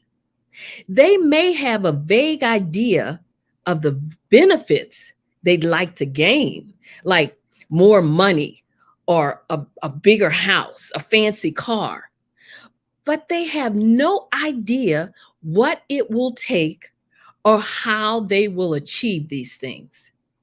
Now, they may try a few different ventures, half-heartedly working toward a greater level of success, but eventually they lose interest when they don't see much progress or it's not happening fast enough. Or in some cases, they see there is real work involved.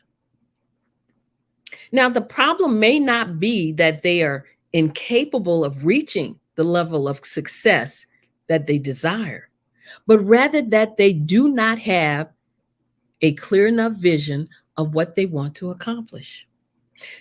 A vision will help you to overcome obstacles in the way and helps you hold on when times are tough. A vision that is well defined will help you to focus and create a purpose that becomes your measurement for your success. If you do not have a vision of who you want to be, how you want to succeed, or what you want out of life, then you begin to lack drive and your life becomes just an order of events. A vision will make you ask yourself, who do you want to be? Your vision should include who you want to be.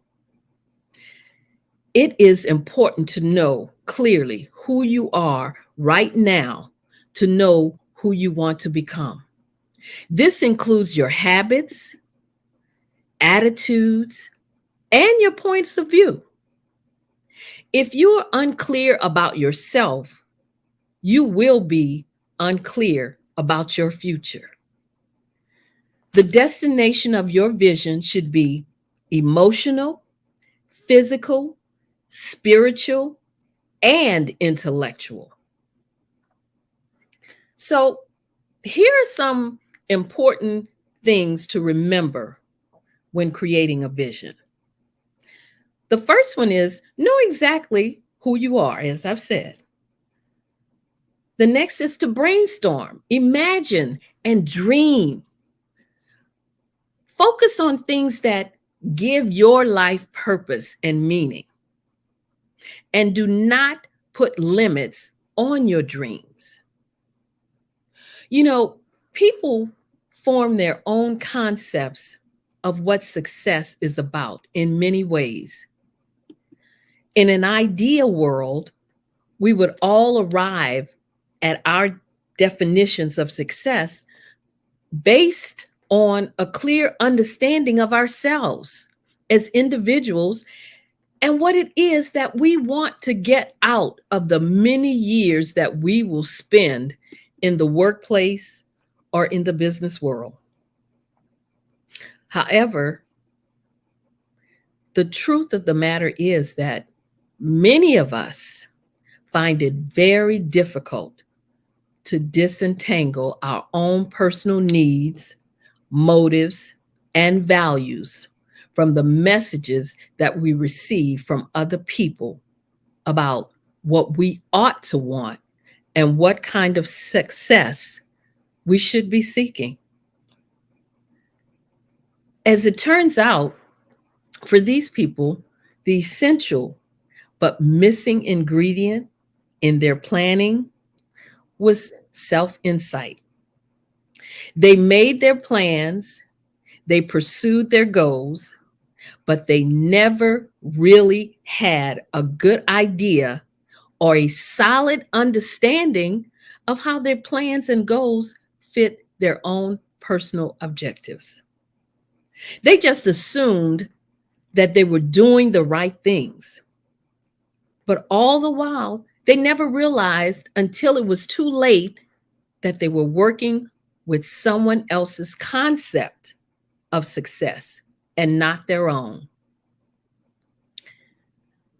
You will often find that success means very different things to different people. Yet we often talk about and think about success as though we all have the same concept of what a successful individual is.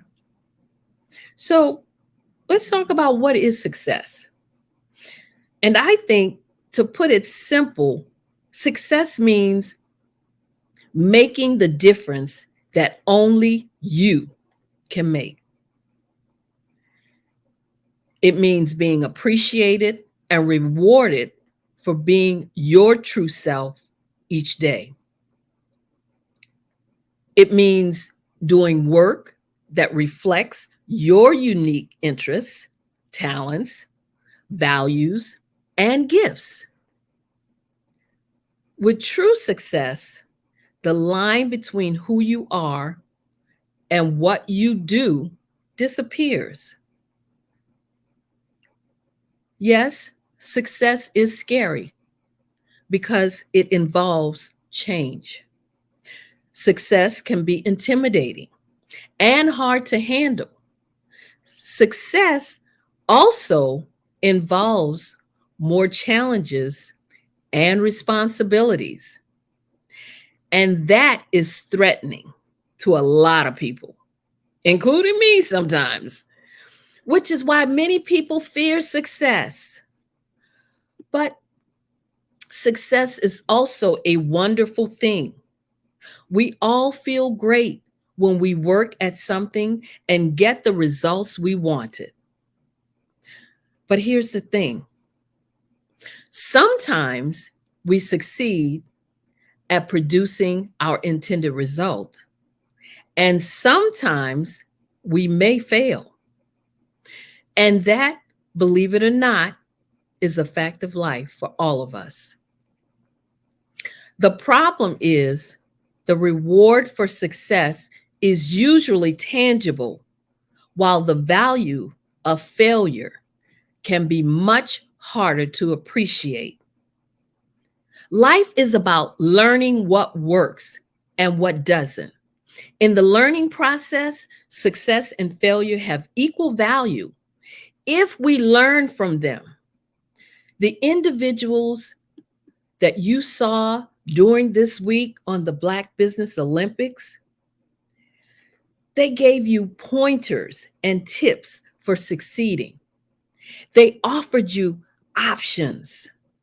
They gave you resources, and they showed you a roadmap to help you get there. Now, you just have to get to work and implement the things that was shared with you this week.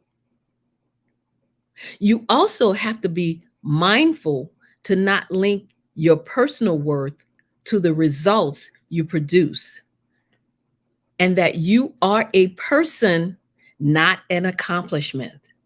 So never allow someone else's opinion of you shape your view of yourself or deter you from your goals. We have seen and probably know a lot of people who have achieved great personal success, but have never realized true inward fulfillment. And that's because they are living the dream that someone else had for them and not their own. They are living up to the expectations and goals that others set for them, rather than the ones they set for themselves. You will never find true fulfillment and purpose if you're living someone else's dream. You may be successful in what you're doing, but if it isn't your own goal, your own desire, your own purpose, you will never have the inner contentment that comes with knowing that you are doing exactly what you were meant to be, or what you were meant to do, I should say. Also, know this: you must accept failure as a part of succeeding. It's a common assumption that if you really try your hardest to get something and you do not get it, you will be crushed. Your life will be over. So you think it's safer not to risk going after it at all. Well, guess what? That is total nonsense. As a matter of fact, I think the exact opposite is true. If you try and you fail, you will not feel as bad as you think. Because guess what? You will gain experience, you'll gain education, you may gain contacts, and you definitely can gain self-confidence. You know, with all of that said, here's one of the real secrets to success, and that is to never stop learning, obtaining knowledge, because that is a continuous journey. The best leaders know they are never in a place where they wouldn't benefit from the insights of others who have attained success. Now, here's to all my ladies out there, because gotta say it, you're my favorites. Women are a particular bunch. To become the best in your field, to become an executive, or to become a CEO means you have reached the top. And your decisions, even the small ones, will affect your company, your organization, or your business. And if you want to succeed in life, you have to start thinking like an executive before you become one. My point is that you need to have the right attitude and the right frame of mind if you want to achieve executive success.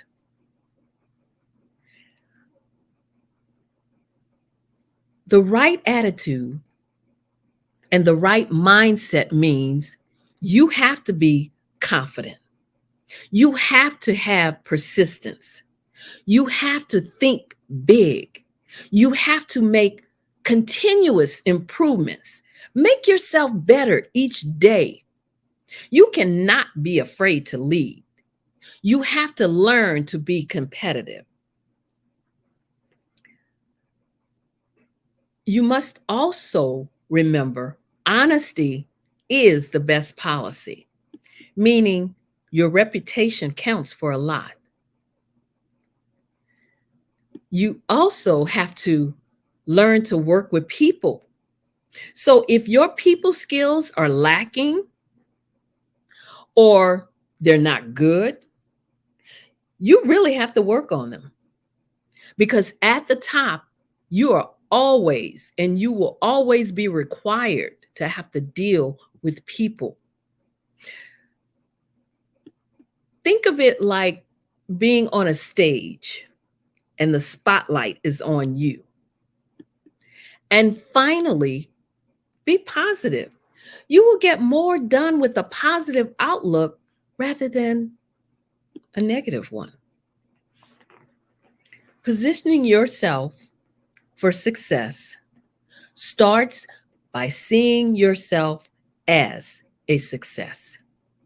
When you see yourself as you want others to see you, then you have a clear target to shoot for. Your attitude, your demeanor, the way you dress, the way you treat others, how you keep your word, all these things impact your ability to succeed. It's about both character and reputation. Seeing yourself as a successful person isn't about trying to fool people into believing you're something you're not.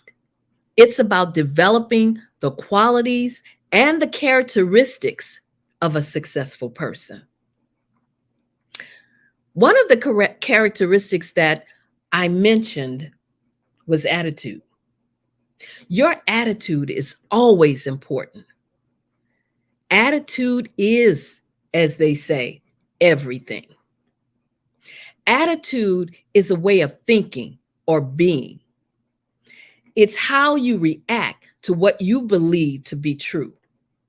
Having a positive attitude means you're generally optimistic and hopeful, regardless of how things look. You should always avoid the tendency to instantly think negatively about a challenging situation. You can simply change your view of it. Your thoughts are completely under your control, and you should keep control of them. If you commit to thinking and projecting a positive self-image, before long, it will become natural to you. Now, there are a few things that you can do when you're forced to be in a negative environment or a negative situation, first, you can change how you perceive things. Don't allow every situation to affect you personally and emotionally. Separate yourself as much as possible from people who are not uplifting or positive. What do they say? If they don't add, correct, or protect, then they need to go. Don't allow negative people in your professional life to invade your personal life and bring you down. Remember that you cannot change others. You can only change the way you think and act. Another factor, you have to envision the success that you want. Finding success in life and living the life you want to live is impossible if you don't at first envision it. Simply stated, you absolutely must envision your life changing before the kind of change that leads to success and happiness is possible. If you believe that success is impossible, then that is the truth for you. It is only once you learn that you have the power to envision your own success that you can expect to achieve in life. Having the future that you want isn't impossible, but you do need to learn different approaches and you do need to try new ways of thinking. Only then will you be able to find your purpose, tap into your diverse range of gifts and talents, and find the road that will lead you in the direction that you need to go. So, how do you think of yourself as a success? I know that could be a question that you're asking yourself. Well, first, remember that everything begins in your head. You are what you believe yourself to be. If you feel that you aren't good enough for a promotion, you aren't good enough for a given career, you aren't good enough to run a business, then your own personal war of advancement is over. You're done and out of the game before you even got started. Having an open mind and a positive mindset means that you're open to the idea that you have value and that you have worth and that your contribution can and will mean something to this world. Another factor is to trust your instincts. The old saying, go with your gut, that doesn't exist for nothing.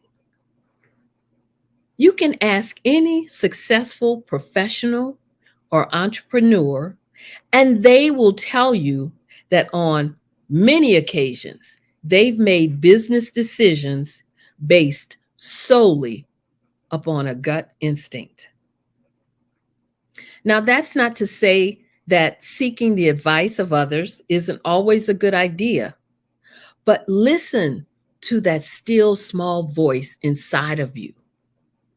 Instinct isn't something that can be taught or learned. It's a natural inclination, and it's universally embedded in every one of us.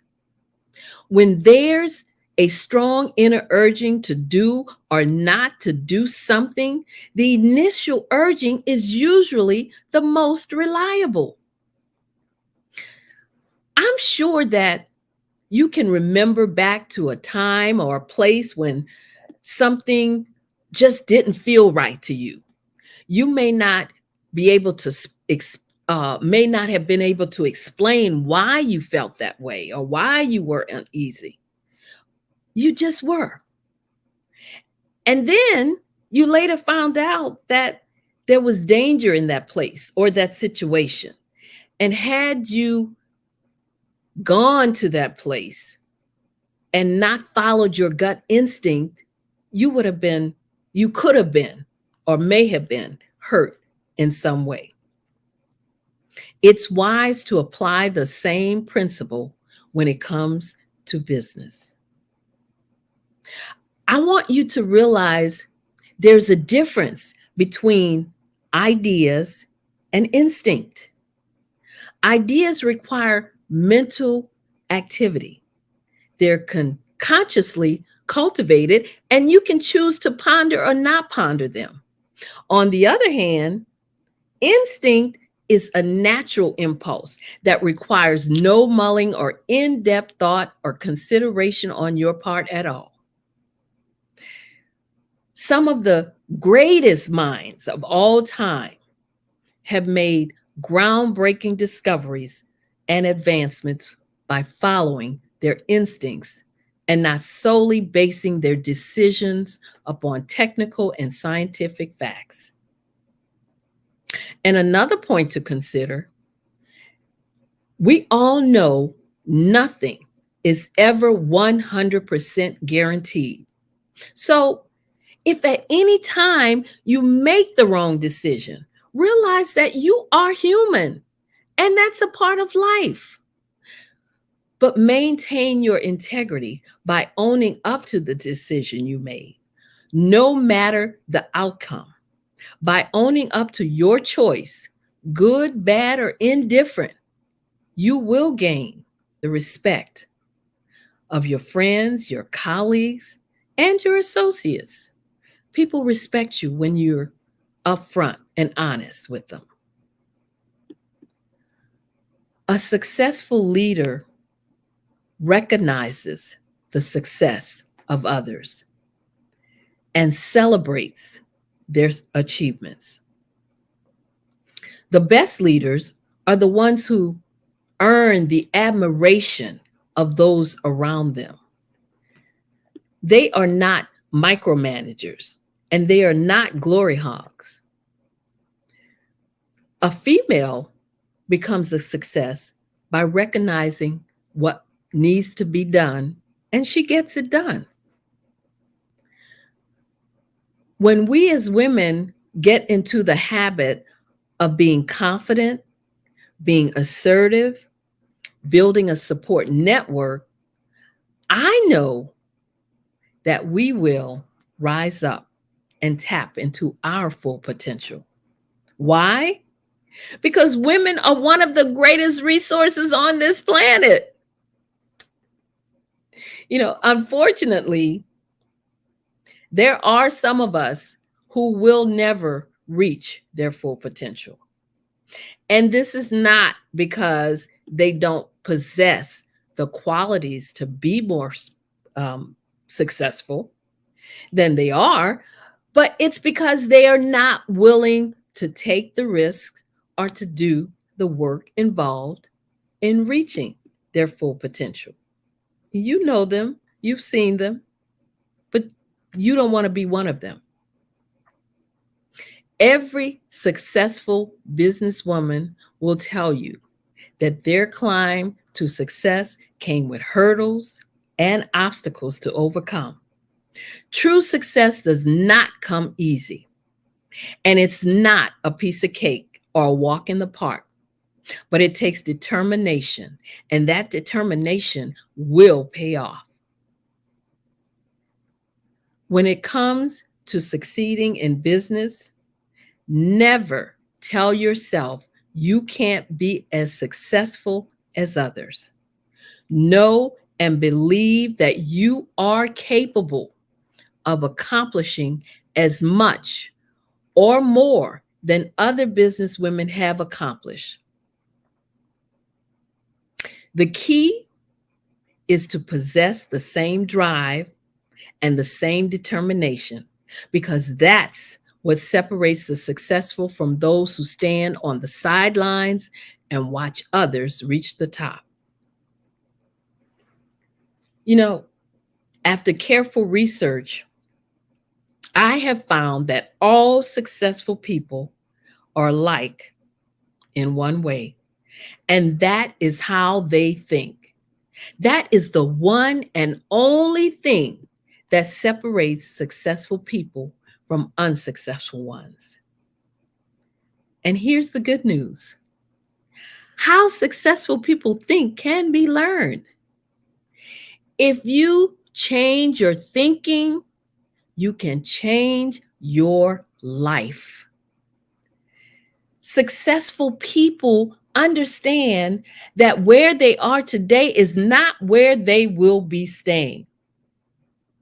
Getting ahead is about breaking bad habits, like always wanting to be humble and not wanting to be visible. You know, I always tell my clients, who by the way are mostly women, that they must be comfortable with tooting their own horn. So think about this. Do you want to be a successful business? Do you want a successful business? Do you want a successful career? If so, then you really must know why you want it, and you must be able to want it bad enough that you can taste it, because success comes from clarity of purpose and repeated action. So here is what I want to leave you with, and that is my ABCs of success. A, appreciate your family and your friends. Be a woman of principle. Conquer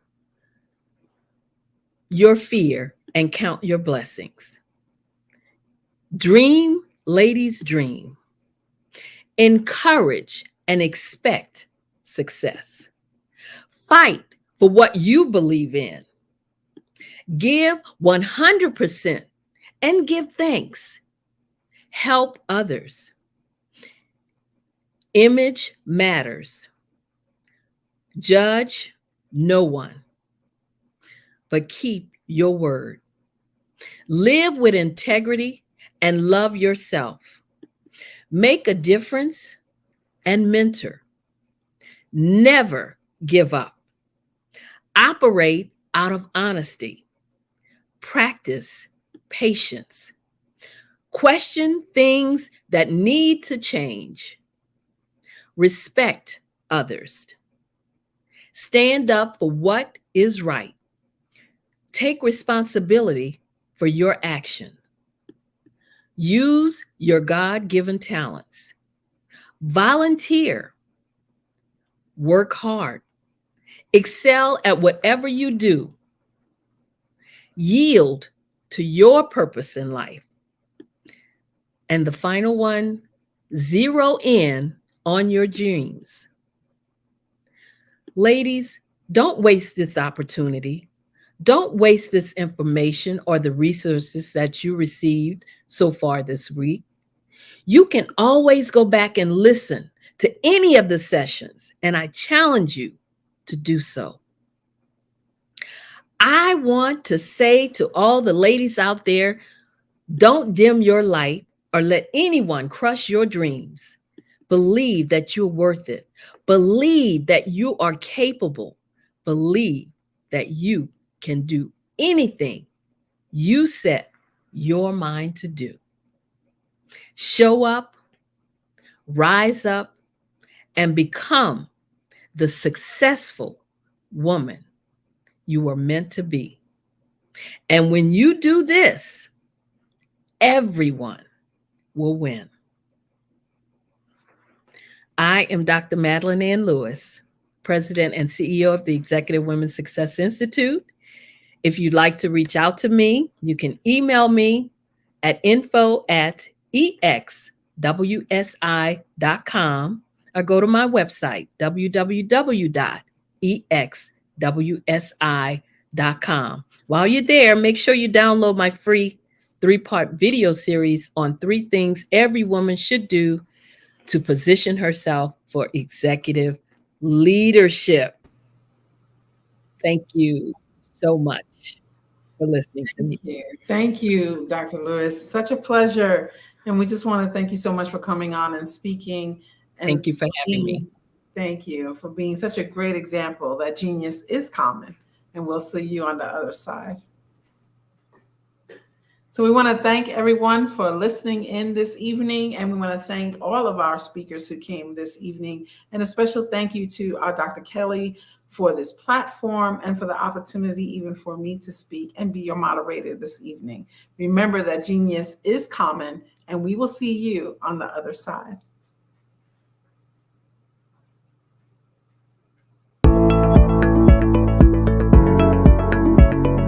Prepare for what's coming and dominate in economic winter. Stand strong and thrive by showcasing your great products and services globally through the Black Business Network and Black Business Olympics. The Black Business Network has showcased over 2,000 companies with over $7 billion in sales each year. Over 10 million attendees have viewed the rebroadcast each month. Through the Black Business Olympics, unique styles of business training and mentoring are turning students into business owners and entrepreneurial warriors who will dominate in any economy. Gain the ultimate advantage of the Black Business Olympics, 7 days of unbelievable topics and speakers speaking around the globe. Donate your time and experience to provide expertise and scholarships to students worldwide and change the world. Now, more than ever, new insights, tools, strategies, and capabilities are needed. This is your chance for a major presentation to the world. Fill out the form and join the more than 2,000 speakers who have presented to over 200 countries. Join the Black Business Network streaming live into the Metaverse, STEM City, Black Multiverse Enterprises, Hulu, Amazon, YouTube, iHeartRadio, Apple, Facebook, LinkedIn, Pod TV, IBM TV, Spotify, and Google Podcasts. Sign up today. Spaces are limited, and we will see you there.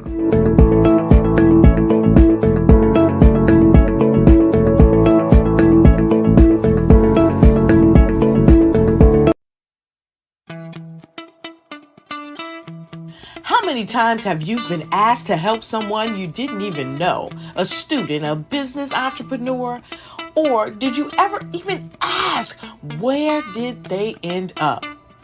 That business, that friend, that entrepreneur. Well, just maybe they ended up in a gang, bankrupt, homeless, or worse, dead.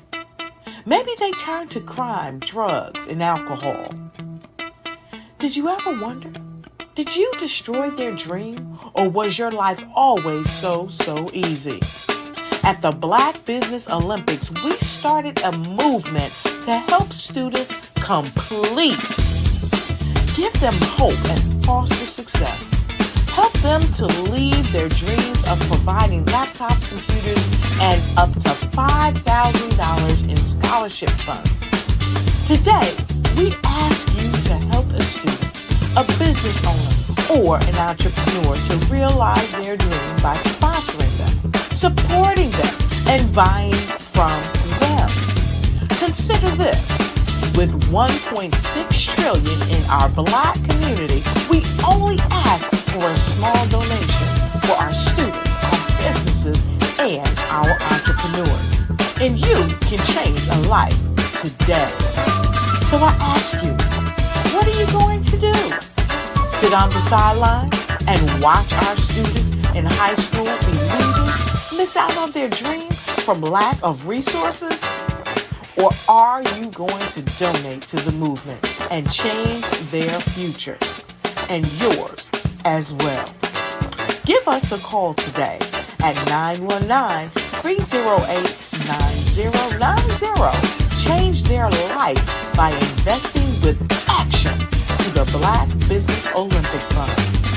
The Black Business Olympics, one of the largest business showcases of Black business in the history of the world.